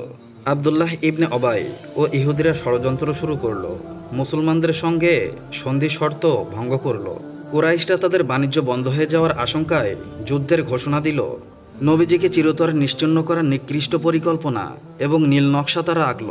কাফেরদের রণপ্রস্তুতি, আবু সুফিয়ানদের অপপ্রচার, যুদ্ধ প্রস্তুতির জন্য ঐশী বার্তা, মক্কাবাসীদের ক্ষোভ এবং কাফের দ্বারা মদিনা আক্রমণ ঠেকাতে মুসলমানরা মদিনার দক্ষিণ পশ্চিম কোণে ৮০ মাইল দূরে ১৭ রমজান কাফেরদের সঙ্গে রক্তক্ষয়ী এক যুদ্ধে উপনীত হন। এই ঐতিহাসিক যুদ্ধ থেকে মুসলমানদের অর্জন ছিল আত্মবিশ্বাসের সৃষ্টি, বিশ্বজয়ের সূচনা, সর্বোত্তম ইতিহাস রচনা, প্রথম সামরিক বিজয়, কুরাইশদের চরম পরাজয়, মিথ্যার ওপর সত্যের জয়। একদিন হজরত ঈসা সিরিয়ার পথে যেতে যেতে একটা মানুষের মাথার খুলি পড়ে আছে দেখতে পেলেন। সেই খুলিটার সঙ্গে কথা বলবার জন্য তার খেয়াল হলো। তিনি তখনই খোদার দরগায় আরজ করলেন, হে প্রভু, আমাকে এই খুলির সঙ্গে কথা বলার শক্তি দাও। খোদা তার প্রার্থনা মঞ্জুর করলেন। হজরত ঈসা খুলিকে বললেন, হে অপরিচিত কঙ্কাল, তোমাকে যে কথা জিজ্ঞাসা করব তার ঠিক ঠিক উত্তর দাও। বলবার সঙ্গে সঙ্গে ঈসা শুনতে পেলেন পরিষ্কার ভাষায় সেই খুলিটা কালেমা শাহাদাত পাঠ করল। ঈসা জিজ্ঞাসা করলেন, তুমি পুরুষ না স্ত্রী? খুলি উত্তর করল, পুরুষ। ঈসা বললেন, তোমার নাম কি? খুলি উত্তর করল, জমজম। ঈসা আবার জিজ্ঞাসা করলেন, তুমি আগে কি ছিলে? খুলি উত্তরে বলল, আমি বাদশা ছিলাম। ঈসা বললেন, বটে, তোমার জীবনে কি কি কাজ করেছিলে? খুলি উত্তরে বলল, আমি আগে একজন বাদশা ছিলাম। ধন দৌলত লোকলস্কর আমার এত বেশি ছিল যে দুনিয়ার বাদশাহরা তা দেখে অবাক হয়ে যেত। তারা আমাকে খুব ভয় আর সম্মান করত। আমি কিন্তু কারোর ওপর কোনো অত্যাচার করতাম না। গরিব দুঃখীদেরকে সাধ্যমতো দান করতাম। সমস্ত দিন নিজের কাজে ব্যস্ত থাকতাম, কিন্তু ভুলেও কখনো খোদার নাম মুখে আনতাম না। এমনি করে আমি অনেক দিন বাদশাহী করেছিলাম।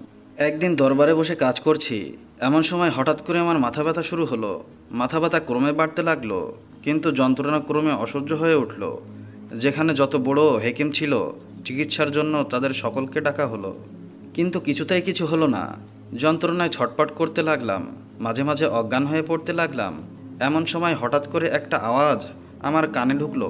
কেউ যেন চিৎকার করে বলছে, জমজমের প্রাণ বের করে দোজকে ফেলে দাও। সেই সঙ্গে সঙ্গে এক বিকট মূর্তি আমার সামনে এসে দাঁড়ালো। কি ভীষণ তার চেহারা! দেখে আমি অজ্ঞান হয়ে পড়লাম। তারপর কি হলো আমার মনে নেই। যখন আমার জ্ঞান ফিরে এলো, তখন দেখলাম প্রাণ নিয়ে যাবার জন্য আজরাইল একা আসেনি, তার সঙ্গে আরও অনেক ফেরেশতা এসেছে। কারো হাতে লোহার ডান্ডা, কারো হাতে শিক, কারো হাতে তলোয়ার, সমস্তই আগুনের পোড়ানো জবা ফুলের মতো রাঙা। তারা সেই সব দিয়ে আমাকে ছ্যাঁকা ও খোঁচা দিতে লাগলো। আমি যন্ত্রণায় চিৎকার করে বলতে লাগলাম, ওগো, তোমরা খুঁচিয়ে খুঁচিয়ে আমায় মেরো না, আমায় ছেড়ে দাও। আমার ভাণ্ডারে যত ধন দৌলত হীরা জহরত আছে সব তোমাদের দিয়ে দেব। এই কথা শুনে তাদের মধ্যে একজন লোহার মতো শক্ত হাতে আমার গালে একটা চাপড় দিয়ে বলল, রে নাদান, খোদা কারোর ধন দৌলতের পরোয়া করে না। যন্ত্রণায় অস্থির হয়ে কাতরভাবে মিনতি করে বললাম, ওগো, তোমরা আমায় ছেড়ে দাও। তারা বদলে আমার বংশের প্রত্যেককে আমি খোদার নামে কোরবানি করব। এই বলে তাদের দয়ার ভিখারি হয়ে কাতর নয়নে তাদের দিকে চেয়ে রইলাম। তারা দাঁত কড়মড় করে ধমক দিয়ে বলল, রে বেয়াদব, খোদা কি ঘুষখোর?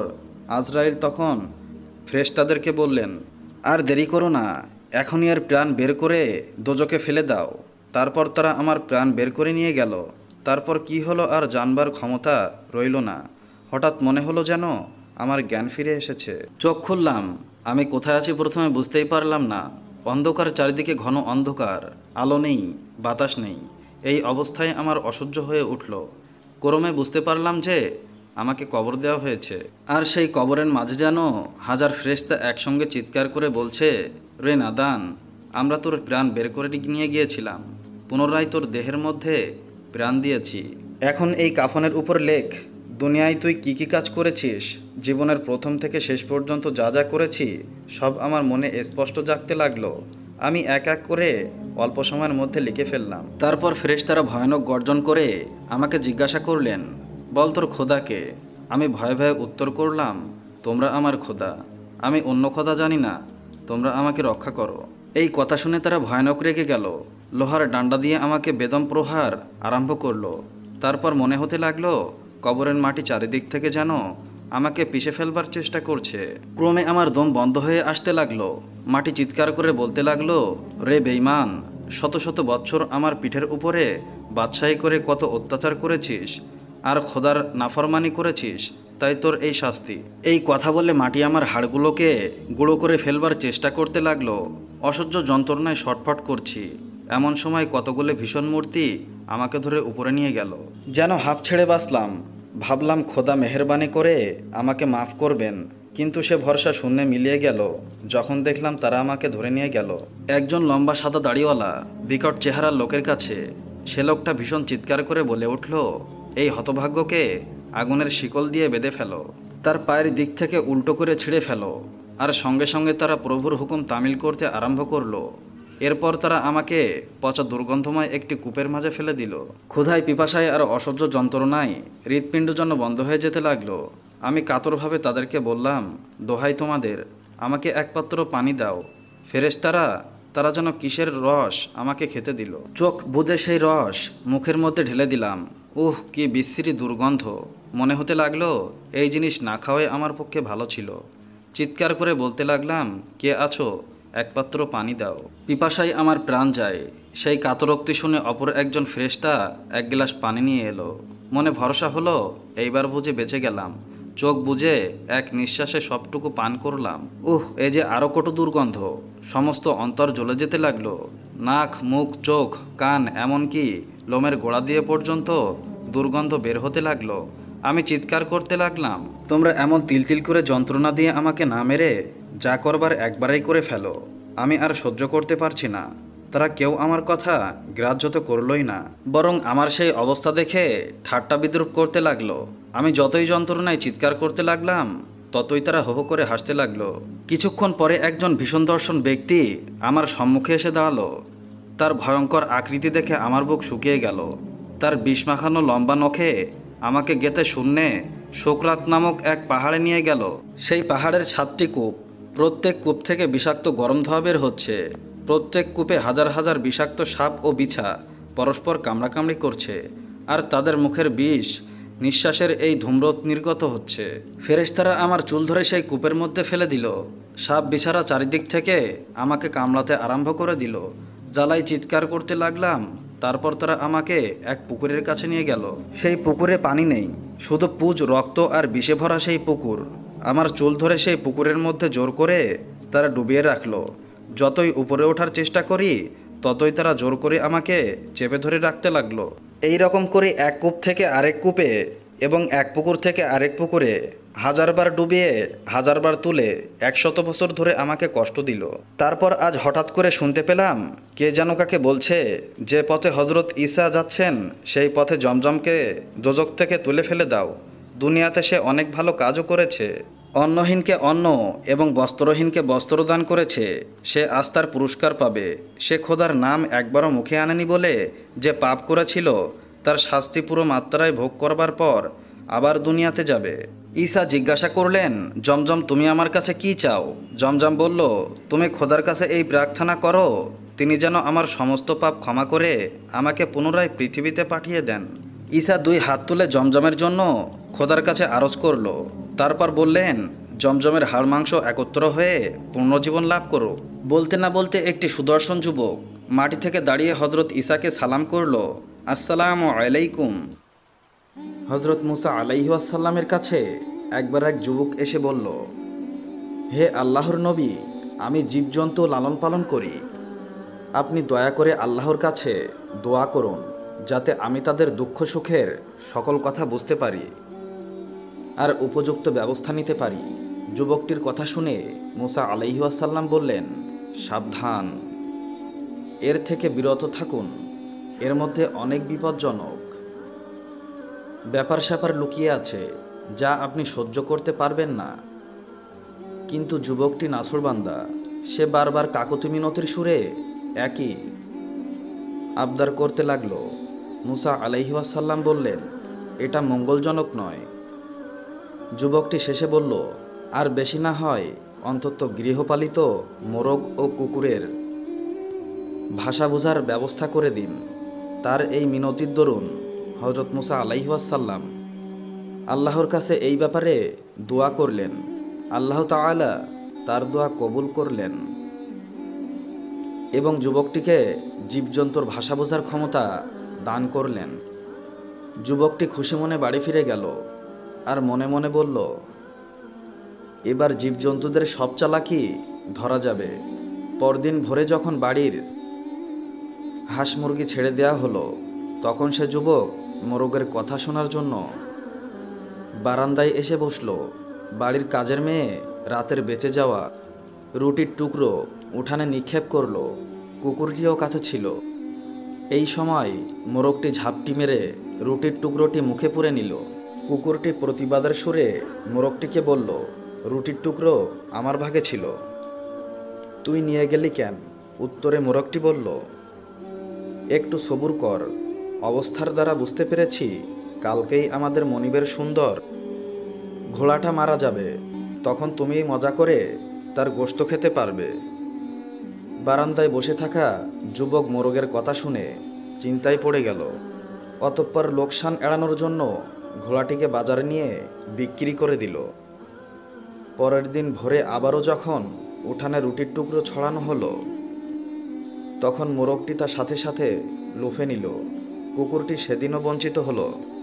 রাগ করে মোরগকে বলল, ধোঁকাবাজ কোথাকার, কালকে রুটি নিলে, আজকেও নিয়ে গেলে, কই ঘোড়া তো মরল না, বরং মালিক তা অন্যখানে বিক্রি করে দিয়েছেন। জবাবে মোরগ বলল, ঘোড়াটি সত্যিই মরেছে, তবে অন্যখানে। অধৈর্য হইও না, ব্যবস্থার দ্বারা জেনেছি কালকে মনিবের উটটি মারা যাবে, তখন তুমি মজা করে ইচ্ছে মতো খেতে পারবে। উটের মৃত্যুর কথা শুনে মনিব পেরেশান হয়ে গেল, আর তৎক্ষণাৎ তা বাজারে বিক্রি করার জন্য পাঠালো এবং নিশ্চিত ক্ষতির হাত থেকে সে বেঁচে গেল। পরদিন ভোরে আবার রুটি ফেলা হলো। সঙ্গে সঙ্গে মোরগটি রুটির টুকরো লুফে নিল। কুকুরটি আজও ব্যর্থ হলো। তখন সে তাচ্ছিল্যের সুরে মোরগকে বলল, তুই তো বড়ই প্রতারক দেখছি, প্রতিদিনই তুই আমাকে ধোঁকা দিচ্ছিস। মোরগ বলল, ধৈর্যহারা হইও না বন্ধু, কাল দেখবে মনিবের গোলামটা মারা যাবে, তখন শিরনি ইত্যাদি করবে, তখন গোশত পোলাও ইত্যাদি অনেক কিছুই তুমি খেতে পারবে। মনিব মোরগের কথা শুনে বেচাইন হয়ে গেল। সে তড়িত গোলামটিকে অন্য একজনের কাছে বিক্রি করে দিল এবং বিরাট ক্ষয়ক্ষতির হাত থেকে রক্ষা পেল।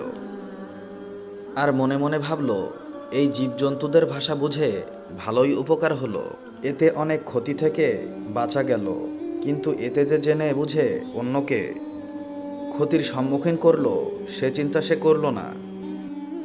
চতুর্থ দিন ভোরের কথা, রুটির টুকরো আজও একা লুফে নিল মোরগ। অসহায় কুকুর রাগের চোটে মোরগকে গালাগাল করতে লাগলো। মোরগ তাকে সান্ত্বনার বাণী শুনিয়ে বলল, হে বন্ধু, আর একটু ধৈর্য ধরো, কাল দেখবে মনিব নিজেই মারা যাবেন। কাল তিনি মারা গেলে ওয়ারিশরা গোশত, পোলাও, শিরনি ইত্যাদি করবে, তখন তুমি পেট পুরে খেয়ে নিও। আজকে মোরগের কথা শুনে যুবকটি যার পর নাই বিচলিত হয়ে পড়ল। কাল যে সে মারা যাবে এ পেরেশানিতে অস্থির হয়ে গেল সে। আসলে আল্লাহ পাকের কুদরতের মাঝে অনেক গোপন কথা লুকিয়ে থাকে, যা কেউই জানে না। কিন্তু মানুষ যখন সীমা লঙ্ঘন করে, তখনই যত সব বিপত্তি ঘটে। মাল সম্পদের সামান্য ক্ষয়ক্ষতিতে মনিবের জান বেঁচে যেত এবং মুসিবত মালের ওপর দিয়ে চলে যেত। কিন্তু মনিব তা মানেনি, তাই বিপদ তার নিজের ওপরই চলে এসেছে। নিরুপায় যুবক দৌড়ে মুসা আলাইহি ওয়াসাল্লামের দরবারে হাজির হলেন। তাকে সকল ঘটনা খুলে বলল। অতঃপর মিনতি করে বলল, হে আল্লাহর নবী, আমাকে রক্ষা করুন। মুসা আলাইহি ওয়াসাল্লাম বললেন, আমি তো আগেই বলেছি এই বিষয়ে আপনার জন্য মঙ্গলজনক হবে না। আপনি কেমন স্বার্থপর, শুধু নিজের স্বার্থ দেখলেন, অপরের ক্ষতি দেখলেন না, নিজের ক্ষতির কথা ভেবে সব বিক্রি করে দিলেন। অথচ যে তা কিনেছে সে যে ক্ষতির মধ্যে পড়তে যাচ্ছে সেটা বিবেচনা নিলেন না। এজন্য বিপদ আপনার উপরে চলে এসেছে। এখন নিজেকে অন্য কারো কাছে বিক্রি করে দিন, তাতেই তো ভালো, এতে অনেক অর্থ করি ও ধন সম্পদ লাভ হবে। যুবকটি কৃতকর্মের জন্য ক্ষমা চাইল এবং প্রাণ রক্ষার জন্য হজরত মুসা আলাইহি ওয়াসাল্লামকে অনুনয় বিনয় করতে লাগলো। মুসা আলাইহি ওয়াসাল্লাম বললেন, দেখুন, কামান থেকে গুলি বেরিয়ে যাওয়ার পর তা কি আবার ওই কামানে ঢুকে? কখনো না। আপনার মৃত্যুও অবধারিত হয়ে গেছে। এর থেকে আপনার আর রেহাই নেই। তবে আমি আপনার জন্য ঈমানের সাথে মৃত্যুর দোয়া করছি। হযরত মুসা আলাইহি ওয়াসাল্লামের কথা শেষ না হতেই যুবকটির শারীরিক পরিবর্তন শুরু হলো। একবার বমিও হলো। তার শরীর নিস্তেজ হয়ে আসছিল। সাকরাতের এ সময়টিতে 4 জন লোক তাকে ধরে বাড়ির দিকে নিয়ে গেল, কিন্তু বাড়ি পৌঁছে গেল না। মৃদু এক ঝাঁকুনি দিয়ে তার প্রাণ উড়ে গেল চিরদিনের জন্য। ধন সম্পদ সব পেছনে ফেলে যুবকটি পরকালের পথে রওনা দিল। হযরত ওমর রাদিয়াল্লাহু তাআলা আনহুর জামানায় মহামারীর ঘটনা। অবশ্যই ভিডিওটি না টেনে শেষ পর্যন্ত দেখার অনুরোধ রইল। ফিলিস্তিনের আল কুদুস এবং রামলার মধ্যভাগে অবস্থিত একটি অঞ্চল হল আমওয়াস বা ইমওয়াস। সেখানে প্লেগ রোগ প্রথম প্রকাশ পায়, অতঃপর তা শামে ছড়িয়ে পড়ে। ইসলামিক ইতিহাসে তাত্তাউন ইমওয়াস নামে পরিচিত। 1967 সালে ইসরায়েল ইমওয়াস অঞ্চল পুরোপুরি ধ্বংস করে ওই স্থানে কানাডা ভিত্তিক ইহুদি তহবিলের অর্থায়নে একটি পার্ক তৈরি হয়। বর্তমানে তা কানাডা পার্ক নামে সবার কাছে পরিচিত। 17 হিজরি 638 খ্রিস্টাব্দে ওমর রাদিয়াল্লাহু তাআলা আনহু দ্বিতীয়বারের মতো শাম পরিদর্শনের জন্য বের হন। ওমর রাদিয়াল্লাহু তাআলা আনহু শামে পৌঁছার পর শুনতে পান যে সেখানে প্লেগ রোগ ছড়িয়ে পড়েছে এবং তা ধীরে ধীরে বিস্তার লাভ করছে। আব্দুল্লাহ বিন আব্বাস থেকে বর্ণিত, ওমর বিন খাত্তাব রাদিয়াল্লাহু তাআলা আনহু শামের উদ্দেশ্যে বের হন। শামে অবস্থিত তাবুক গ্রামে শার্ক নামক এলাকার কাছে এলে সেনাপতি আবু উবাইদাহ এবং অন্য নেতাদের সাথে দেখা হয়। ওমর রাদিয়াল্লাহু তাআলা আনহুকে তারা অবহিত করল যে শামে মহামারী ছড়িয়ে পড়েছে। তাদের কথা শুনে ওমর রাদিয়াল্লাহু তাআলা আনহু আমাকে বললেন, ইসলামের প্রথম পর্যায়ের মুজাহিদদের ডাক দাও। তাদের সঙ্গে পরামর্শ করলেন, কিন্তু তাদের মধ্যে মতবিরোধ দেখা দিল। কেউ বললেন, আপনি একটি গুরুত্বপূর্ণ উদ্দেশ্যে বের হয়েছেন, তা না করে ফিরে যাওয়া আমরা সমীচীন মনে করছি না। অনেকেই বলল, আপনার সঙ্গে অনেক মানুষও রাসূল সাল্লাল্লাহু আলাইহি ওয়াসাল্লামের মহান সাহাবীরাও আছেন। এমত অবস্থায় তাদের নিয়ে আপনি মহামারী আক্রান্ত এলাকায় যাবেন না। সবার কথা শুনে ওমর রাদিয়াল্লাহু তাআলা আনহু বললেন, তোমরা চলে যাও। অতঃপর ওমর রাদিয়াল্লাহু তাআলা আনহু তিনি আমাকে বললেন, আনসারদের আমার কাছে ডেকে আনো। তাদের ডেকে পরামর্শ করলেন। তারাও মুজাহিদদের মতো মতবিরোধ করল। তিনি বললেন, তোমরা চলে যাও। অতঃপর আমাকে বললেন, এখানে কুরাইশ বংশের প্রবীণ মুজাহিদ সাহাবীদের ডাক দাও। আমি তাদের ডেকে আনি। তাদের মধ্যে দুজনও মতবিরোধ করল না। সবাই অভিন্ন কথা ব্যক্ত করে বলল, আমরা মনে করছি আপনি সব মানুষকে নিয়ে ফিরে যাবেন, মানুষকে এই মহামারীতে নেবেন না। অতঃপর ওমর রাদিয়াল্লাহু তাআলা আনহু সবাইকে সামনে নিয়ে ঘোষণা দিলেন, আমি চলে যাব, তোমরাও চলে যাও। তখন সেখানে ছিলেন আবু উবাইদা বিন জাররাহ রাদিয়াল্লাহু তাআলা আনহু। এই কথা শুনে আবু উবাইদা রাদিয়াল্লাহু তাআলা আনহু বললেন, আপনি আল্লাহর তাকদীর থেকে পালিয়ে যাচ্ছেন? ওমর রাদিয়াল্লাহু তাআলা আনহু বললেন, আহ হে আবু উবাইদা, এমন কথা তিনি ছাড়া অন্য কেউ বলতো। এমনিতেই ওমর রাদিয়াল্লাহু তাআলা আনহু তার মতভিন্নতাকে অপছন্দ করেছেন। ওমর রাদিয়াল্লাহু তাআলা আনহু আবু উবাইদার প্রশ্নের উত্তরে বললেন, হ্যাঁ, আমরা আল্লাহর এক তাকদীর থেকে অন্য তাকদীরের দিকে পালিয়ে যাচ্ছি। যেমন মনে করো, তোমার অনেক উট আছে, তা নিয়ে তুমি এক উপত্যকায় এসেছো। উপত্যকার দুটি প্রান্তর আছে, এক প্রান্তর উর্বর, আরেক প্রান্তর শুষ্ক। তুমি উর্বর প্রান্তরে উট চড়ালে কি আল্লাহর তাকদীরের উপরে নির্ভর করবে না? এবং শুষ্ক প্রান্তরে চড়ালেও কি তুমি আল্লাহর তাকদীরের উপরে নির্ভর করতে না? কিছুক্ষণ পর আবু রহমান বিন আনাস রাদিয়াল্লাহু তাআলা আনহু এলেন। কোনো এক প্রয়োজনে তিনি অনুপস্থিত ছিলেন। তিনি বললেন, এই বিষয় সম্পর্কে আমার জ্ঞান আছে।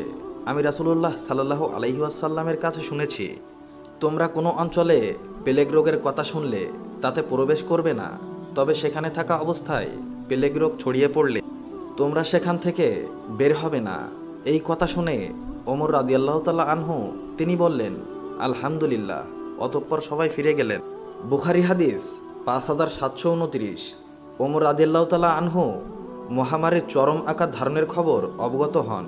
ওমর রাদিয়াল্লাহু তাআলা আনহু চাইলেন সেনাপতি আবু উবাইদা রাদিয়াল্লাহু তাআলা আনহুকে আবারও ফিরিয়ে আনতে। তাই ওমর রাদিয়াল্লাহু তাআলা আনহু একটি চিঠি লিখলেন, তোমার উপর শান্তি বর্ষিত হোক, তোমার প্রয়োজন দেখা দিয়েছে এই সম্পর্কে সরাসরি তোমাকে বলতে চাই। তাই তোমাকে অত্যন্ত গুরুত্বের সঙ্গে বলছি, আমার পত্র পড়ে আমার উদ্দেশ্যে বের হওয়ার আগে পত্রটি তোমার হাতছাড়া করবে না।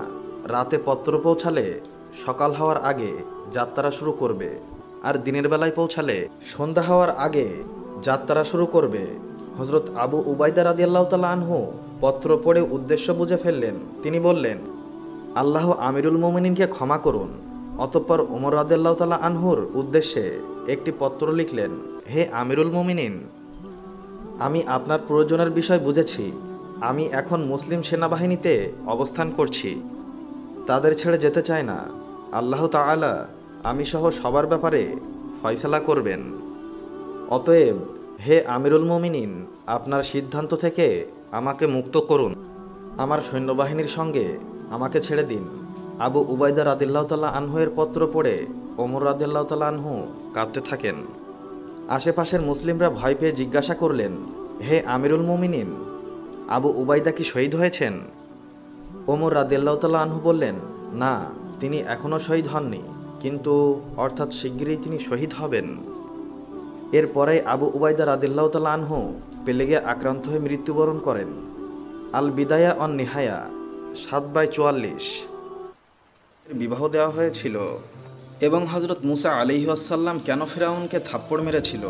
হজরত মুসা আলাইহিসসালাম তার জীবনের দীর্ঘ সময় ফিরাউনের প্রাসাদে কাটিয়েছেন। একদিন ফিরাউন মুসা আলাইহিসসালামকে কোলে নিলেন। তখন মুসা আলাইহিসসালাম তার গালে প্রচণ্ড জোরে চড় বসালেন। কোনো কোনো বর্ণনায় আছে তিনি ছড়ি দিয়ে খেলছিলেন। ফিরাউন কাছে যেতেই তিনি মাথায় আঘাত করে বসলেন। এই ঘটনায় ফিরাউন বেশ চেতে যায়।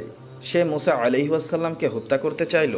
তবে আসিয়া রাদিয়াল্লাহু তাআলা আনহা বুঝলেন এটি নিতান্তই শিশুসুলভ আচরণ, আপনি তাকে পরীক্ষা করে দেখতে পারেন। আসিয়া রাদিয়াল্লাহু তাআলা আনহার কথা মতো পরীক্ষার আয়োজন করা হলো। এক পাত্রে মণিমুক্ত, আরেক পাত্রে আগুনের অঙ্গার। মুসা আলাইহিসসালামকে ছেড়ে দেওয়ার পর তিনি মণিমুক্তর দিকে গেলেও জিব্রাইল আলাইহিসসালাম তাকে অঙ্গারের দিকে ঘুরিয়ে দিলেন। তিনি অঙ্গার হাতে স্পর্শ করে মুখে দিতেই মুখ পুড়ে গেল। সেই থেকে শুরু হলো তার মুখের জড়তা।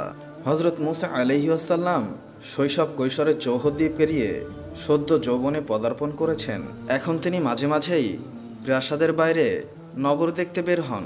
একদিন সন্ধ্যায় তিনি নগরীতে বের হলেন। কিছু দূর যাওয়ার পর দেখতে পান বনি ইসরায়েলের একজন আরেকজন কিপ্তি পরস্পর মারামারি করছে। মুসা আলাইহিসসালামকে আসতে দেখে ইসরায়েলি ব্যক্তিটি ফয়সালার জন্য এগিয়ে আসলো।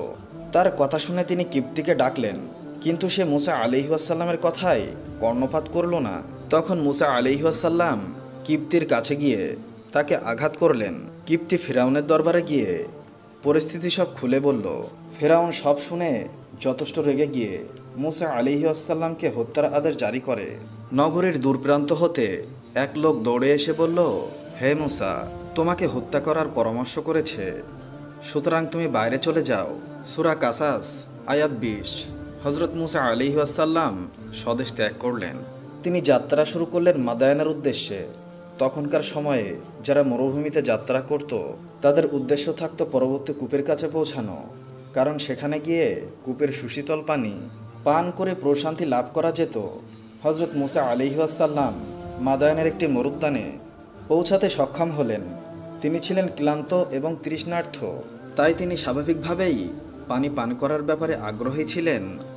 কিন্তু সেখানে একদল রাখাল তাদের পালিত পশুদের পানি পান করাচ্ছিল। কিন্তু তিনি লক্ষ্য করলেন দুইজন রমণী তাদের পালিত পশু নিয়ে অপেক্ষা করছেন তাদেরকে পানি পান করানোর জন্য।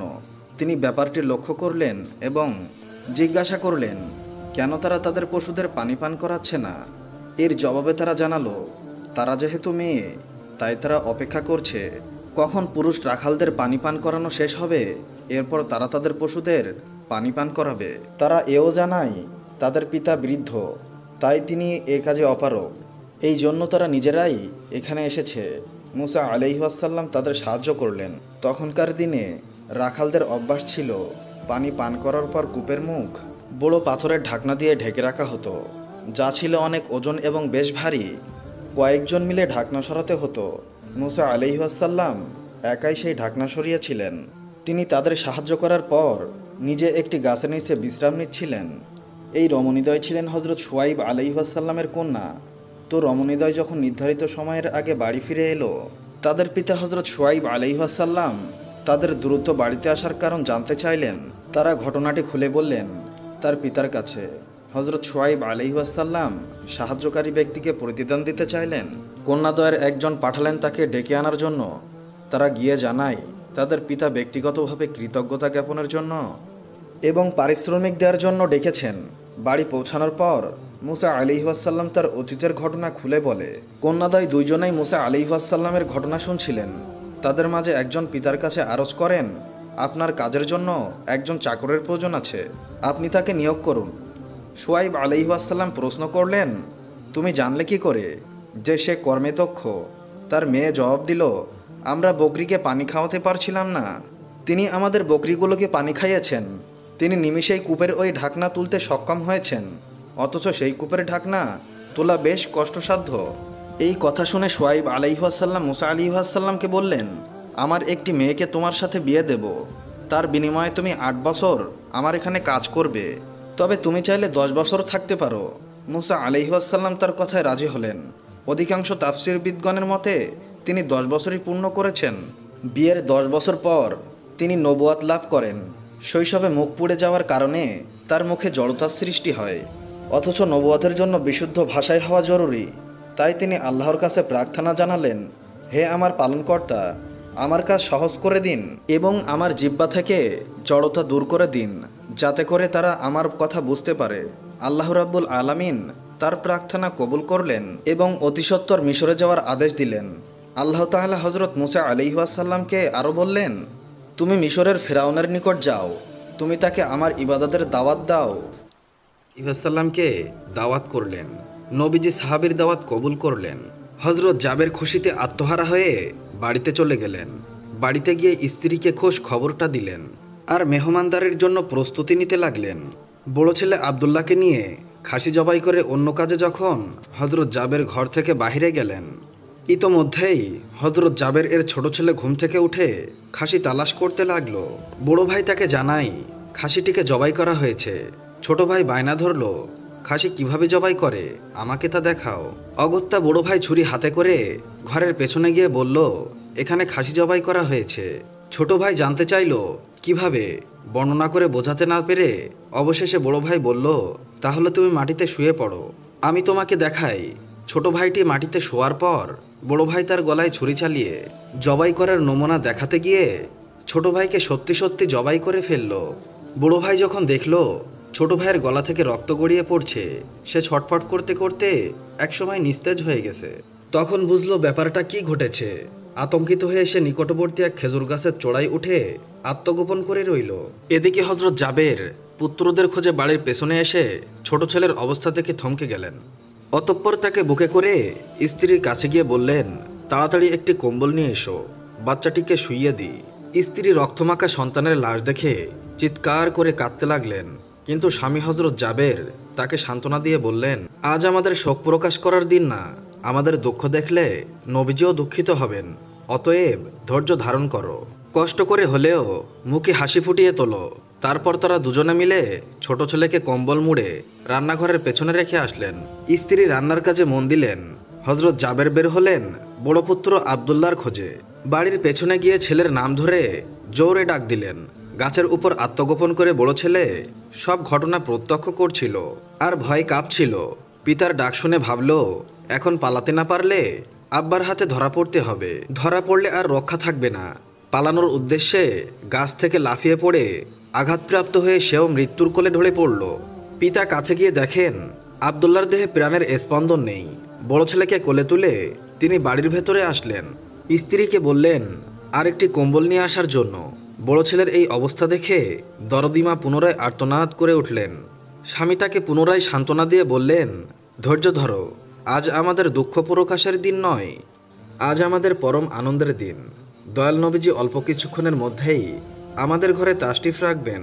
তারপর দুজনে মিলে বড় ছেলের লাশও কম্বলে মুড়ে ছোট ছেলের লাশের পাশে রেখে আসলেন। স্বামী স্ত্রী দুজনে তাদের চোখের পানি মুছে মুখে হাসি ফুটিয়ে তুললেন। হযরত জাবের বাড়ির সামনে দাঁড়িয়ে নবীজির আগমনের অপেক্ষা করতে লাগলেন। অল্প কিছুক্ষণের মধ্যে নবীজিকে উটের পিঠে করে আসতে দেখা গেল। হযরত জাবের আনন্দে আত্মহারা হয়ে দৌড়ে গিয়ে স্ত্রীকে নবীজির আগমনের সংবাদ দিলেন এবং পুনরায় তিনি দৌড়ে বাড়ির সামনে চলে এলেন। নবীজির উটের কাছে গিয়ে তাকে বাড়ি পর্যন্ত এগিয়ে আনলেন। নবীজি জাবেরের ঘরের সামনে উট থামিয়ে তার ডান পা মোবারক মাটিতে রাখলেন, বাম পা মোবারক এখনো নামাতে বাকি। এমন সময় জিব্রাইল আলাইহিসসালাম আল্লাহর পক্ষ হতে নির্দেশ নিয়ে তিনি উৎসাহিত হয়ে বললেন, ইয়া রাসূলুল্লাহ, আল্লাহ আপনাকে জাবেরের ছেলেদেরকে সঙ্গে নিয়ে খানা খেতে বলেছেন। অতঃপর নবীজি সাহাবায়ে কেরামকে নিয়ে জাবেরের ঘরে তাশরিফ নিলেন। তাদের সামনে জাবের দস্তরখানা বিছিয়ে দিলেন, তার স্ত্রী খাবার বেড়ে দিলেন, আর তিনি সেগুলো এনে মেহমানদের সামনে হাজির করলেন। তারপর তিনি নবীজিকে আরজ করলেন, ইয়া রাসূলুল্লাহ, দয়া করে খানা শুরু করুন। নবীজি বললেন, হে জাবের, তোমার ছেলেরা কোথায়? তাদেরকে ডাকো। হযরত জাবের বললেন, ইয়া হাবিবুল্লাহ, আপনি দয়া করে খেয়ে নিন, ছেলেদেরকে আমি পরে ডাকবো। আল্লাহর রাসূল পুনরায় বললেন, তোমার ছেলেদের ডেকে নিয়ে এসো, তাদেরকে সাথে নিয়ে খানা খাবো। হযরত জাবের ও তার স্ত্রী হাত জোড় করে পুনরায় আরজ করলেন, ইয়া রাসূলুল্লাহ, আপনি খানা খেয়ে নিন, আমরা তাদেরকে ডেকে দিচ্ছি। তখন নবীজি বললেন, হে জাবের, এইমাত্র জিবরাইল ফেরেশতা আমাকে আল্লাহর নির্দেশ জানিয়ে গেলেন আমি যেন তোমার ছেলেদেরকে সঙ্গে নিয়ে খানা খাই। নবীজির এই কথা শুনে হযরত জাবের এবং তার স্ত্রী আর ধৈর্য ধরে রাখতে পারলেন না। তারা চিৎকার করে কেঁদে কেঁদে সমস্ত ঘটনা খুলে বললেন। তখন নবীজি হযরত জাবেরকে বললেন, তোমার ছেলেদের কাছে গিয়ে বলো আল্লাহর নবী তাদেরকে ডাকছেন। হযরত জাবের নবীজির নির্দেশ মোতাবেক ছেলেদের লাশের সামনে গিয়ে তা বললেন। সঙ্গে সঙ্গে তারা দুইজন আল্লাহু আকবার বলে উঠে নবীজির কাছে তারা দৌড়ে চলে গেল। অতঃপর নবীজি সাল্লাল্লাহু আলাইহি ওয়াসাল্লাম আল্লাহর নির্দেশ মোতাবেক হযরত জাবেরের দুই সন্তানকে নিয়ে খানা খেলেন। সুবহানাল্লাহ। মৃত্যুর সময় রাসূলুল্লাহ সাল্লাল্লাহু আলাইহি ওয়াসাল্লাম আজরাইলকে যে কথাগুলো বারবার বলেছিলেন, প্রত্যেক মানুষকে একদিন মৃত্যুর মুখে দাঁড়াতে হবে। আল্লাহ তাআলা বলেন, পৃথিবীর সব প্রাণীকেই মৃত্যুর স্বাদ গ্রহণ করতে হবে। জীবন যার আছে, মৃত্যু তার অবশ্যই হবে। আর দুনিয়াতে সবচেয়ে কষ্টকর মৃত্যু হচ্ছে মানুষের মৃত্যু। হযরত আদম আলাইহিস সালাম থেকে শুরু করে কিয়ামত পর্যন্ত সকল প্রাণীকেই মৃত্যুর স্বাদ গ্রহণ করতে হবে এবং সকল প্রাণীর মৃত্যুর পর মহান আল্লাহ তাআলা আজরাইল আলাইহিস সালামকে আদেশ দিবেন জিন জাতির জান কবজ করার জন্য। মৃত্যুর হাত থেকে আমাদের দিনের নবী হযরত মুহাম্মদ সাল্লাল্লাহু আলাইহি ওয়াসাল্লাম তিনিও রক্ষা পাননি। তবে নবীজি হযরত মুহাম্মদ সাল্লাল্লাহু আলাইহি ওয়াসাল্লামের জান কবজের সময় আজরাইল আলাইহি ওয়াসাল্লাম গুরুত্বপূর্ণ কিছু কথা বলেছিলেন। নবীজি সাল্লাল্লাহু আলাইহি ওয়াসাল্লামের জান কবজের সময়ের ঘটনাটি এখন আপনাদের সামনে বিস্তারিতভাবে উপস্থাপন করছি। মুহাম্মদ সাল্লাল্লাহু আলাইহি ওয়াসাল্লামের জীবনের শেষ মুহূর্ত চলছে। হঠাৎ সেখানে একজন লোক এসে সালাম দিয়ে বললেন, আমি কি ভেতরে আসতে পারি? ফাতেমা রাদিয়াল্লাহু তাআলা আনহা বললেন, দুঃখিত, আমার পিতা খুবই অসুস্থ। ফাতেমা রাদিয়াল্লাহু তাআলা আনহা দরজা বন্ধ করে রাসূলের কাছে গেলেন। মুহাম্মদ সাল্লাল্লাহু আলাইহি ওয়াসাল্লাম বললেন, কে সেই লোক? ফাতিমা বললেন, এই প্রথম আমি তাকে দেখেছি, আমি তাকে চিনি না। শুনো ফাতিমা, সে হচ্ছে আমাদের এই ছোট্ট জীবনের অবসানকারী ফেরেশতা আজরাইল। এটা শুনে ফাতিমা রাদিয়াল্লাহু তাআলা আনহা-এর অবস্থা তখন ক্রন্দনরত বোমার মতো হয়ে গিয়েছিল। জিবরাইল আলাইহিস সালাম আসলেন, এসে নবীজি সাল্লাল্লাহু আলাইহি ওয়াসাল্লামকে সালাম দিলেন। জিবরাইল আলাইহিস সালাম বললেন, হে আল্লাহর রাসূল, আল্লাহ তাআলা আপনাকে সালাম দিয়েছেন আর জানতে চেয়েছেন আপনি কেমন আছেন। আল্লাহ তাআলা সব জানেন, তারপরও আপনার মুখ থেকে জানতে চেয়েছেন যে আপনি কেমন আছেন। নবীজি বললেন, আমি বড়ই কষ্টের ভিতরে আছি, অসুস্থ আছি।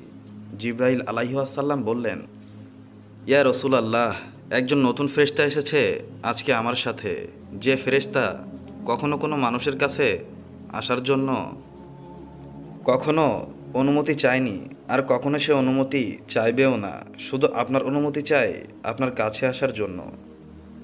আর সে ফেরেশতার নাম মালাকুল মউত। এরপর মালাকুল মউত রাসূলের অনুমতি নিয়ে রাসূলের কাছে এসে সালাম দিলেন। আজরাইল আলাইহিসসালাম বললেন, হে রসুল আল্লাহ, আদম আলাইহিসসালাম থেকে শুরু করে এই পর্যন্ত যত মানুষের জান কবজ করেছি, আর কিয়ামত পর্যন্ত যত মানুষের জান কবজ করব, আমি কারো কাছে অনুমতি চাইনি। কিন্তু আজকে আসার সময় আল্লাহ তাআলা বললেন, আমি যেন আপনার অনুমতি চাই। এই সময় নবীজি বললেন, মালাকুল মউত, আমি যদি অনুমতি না দেই? তখন আজরাইল আলাইহিসসালাম বললেন, আপনি যদি অনুমতি না দেন তাহলে আল্লাহ তাআলা আমাকে ফিরে যেতে বলেছেন। রাসূল সাল্লাল্লাহু আলাইহি বললেন, হে জিব্রাইল, আমার উম্মতের কি হবে? আমার উম্মতের নাজাতের কি হবে? জিব্রাইল আলাইহিসসালাম বললেন, হে রাসূল, আপনি চিন্তা করবেন না, আল্লাহ ওয়াদা করেছেন আপনার উম্মতের নাজাতের জন্যে। মৃত্যুর ফেরেশতা ধীরে ধীরে রাসূলের কাছে এলেন জান কবজ করার জন্য। মালাকুল মউত আজরাইল আরও কাছে এসে ধীরে ধীরে রাসূলের জান কবজ করতে থাকলেন।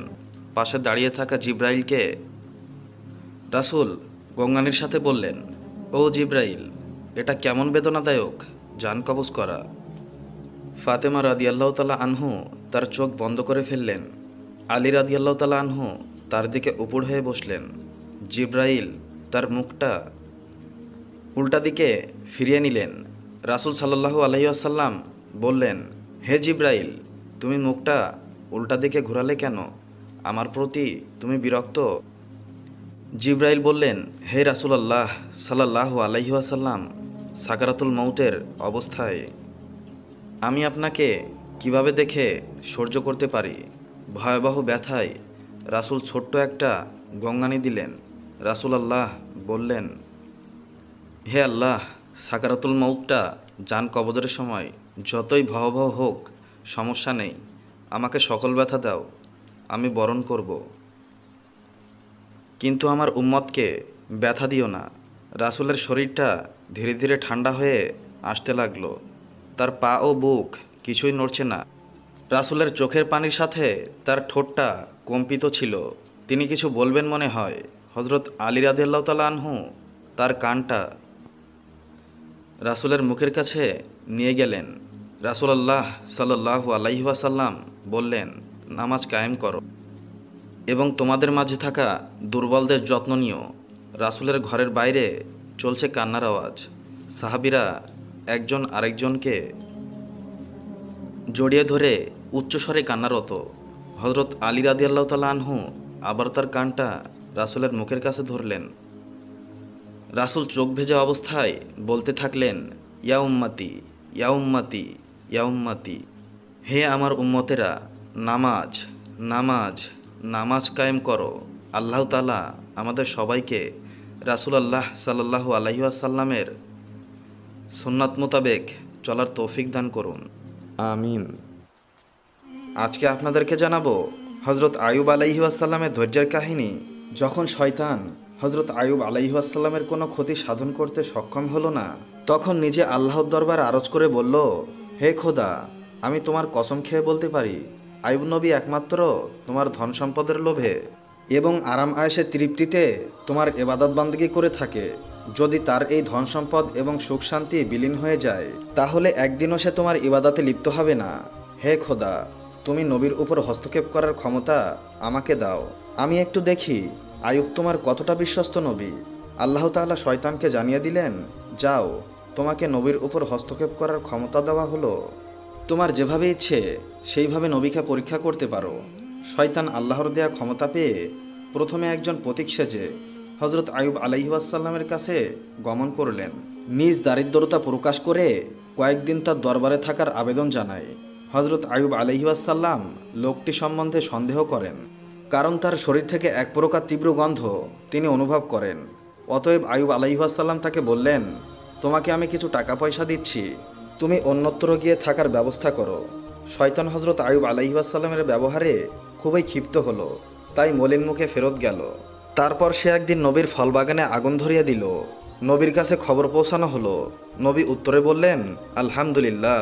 পরের দিন শয়তান আবার পশুর আস্থা বলে আবার আগুন ধরিয়ে দিল, যাতে সমস্ত পশু মারা যায়।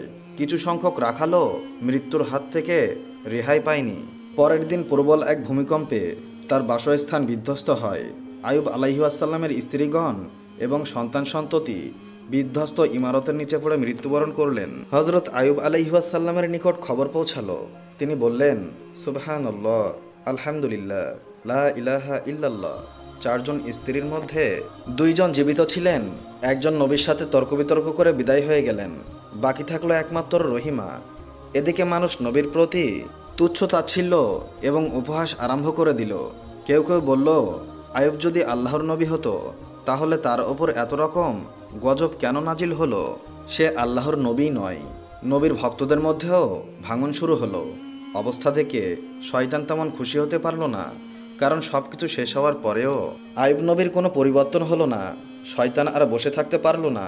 সে একদিন নবীর এক ভক্ত হয়ে তার নিকট পৌঁছালো এবং তার শরীরে একটি গরম ফুঁক দিয়ে বিদায় হয়ে গেল।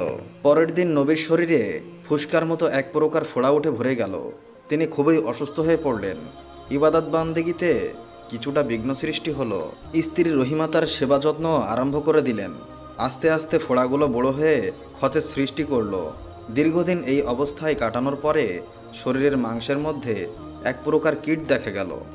আরও কয়েকদিন অতিবাহিত হওয়ার পরে নতুন আরও 2 রকমের পোকার সৃষ্টি হলো। এই পোকাগুলো নবীর শরীরের মাংস এবং রক্ত খেতে শুরু করলো।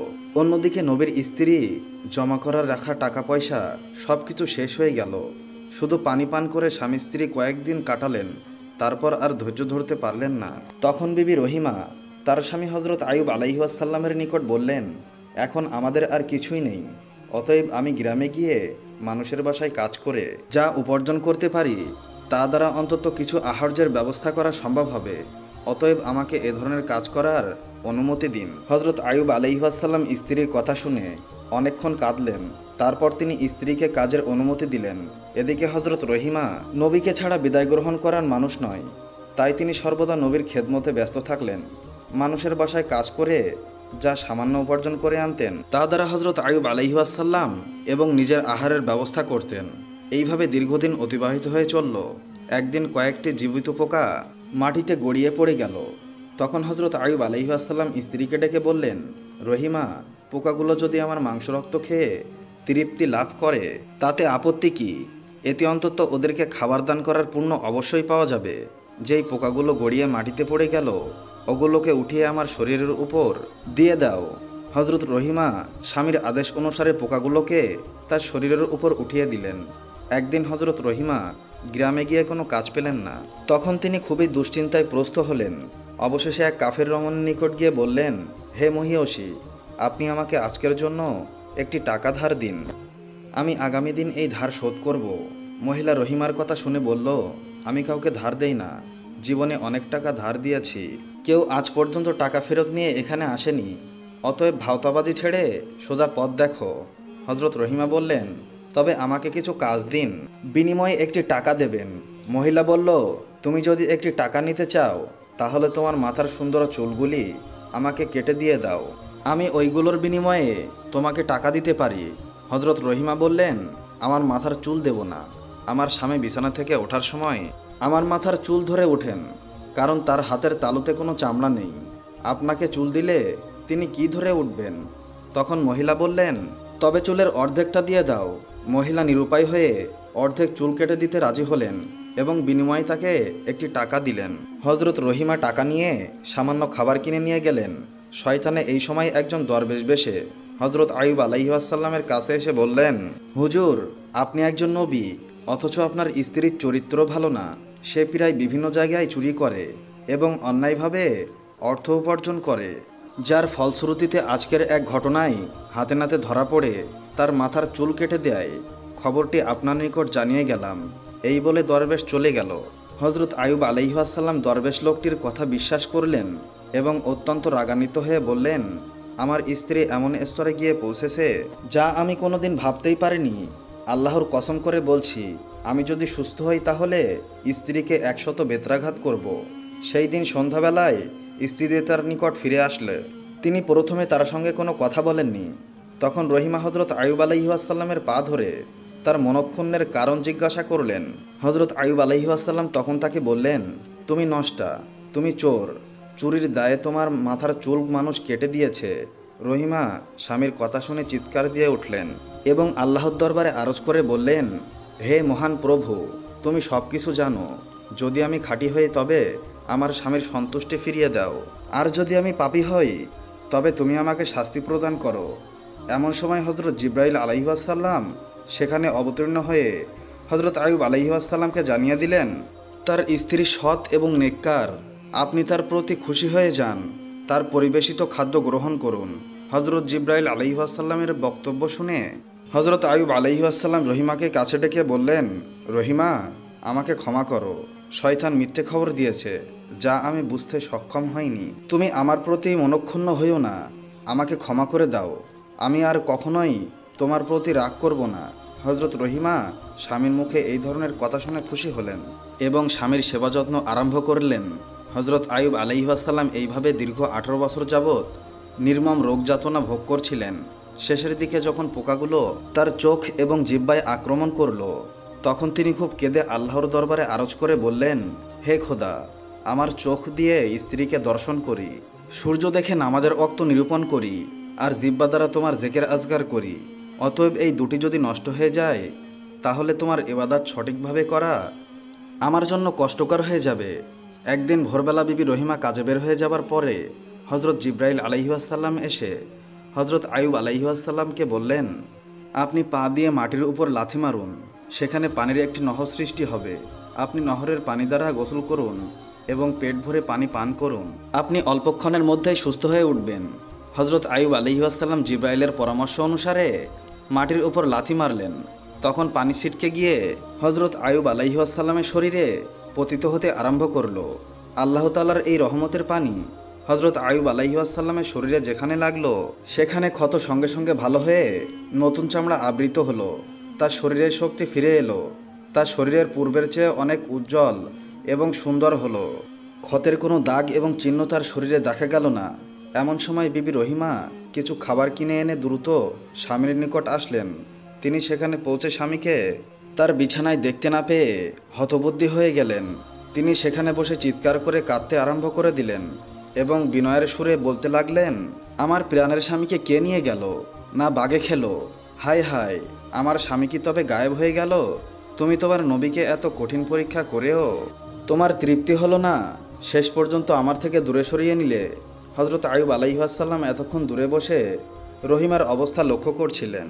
তিনি তৎক্ষণাৎ তার পরিচয় না দিয়ে বললেন, রোগী তোমার কি হয়? বিবি রহিমা বললেন, তিনি আমার স্বামী, তিনি একজন আল্লাহর নবী, তার নাম হজরত আয়ুব আলাইহিসসালাম। তিনি দীর্ঘদিন যাবৎ রোগাগ্রস্ত অবস্থায় এখানে অবস্থান করছিলেন। হজরত আয়ুব আলাইহিসসালাম জিজ্ঞাসা করলেন, তাকে দেখতে কেমন দেখায়? রহিমা বললেন, কিছুটা আপনার চেহারার সাথে মিল আছে। বিবি রহিমার অস্থিরতা দেখে হজরত আয়ুব আলাইহিসসালাম আর ধৈর্য ধারণ করতে পারলেন না। তখন বললেন, আমি তোমার সেই আয়ুব। তখন উভয়ের নিজ বাড়িতে ফিরে এসে দেখলেন তাদের দালানকোটা সব কিছু পূর্বের ন্যায় অক্ষত অবস্থায় আছে। তারপর তারা ভিতরে প্রবেশ করে দেখলেন তাদের ছেলেমেয়েরা সকলে বসে খেলছে।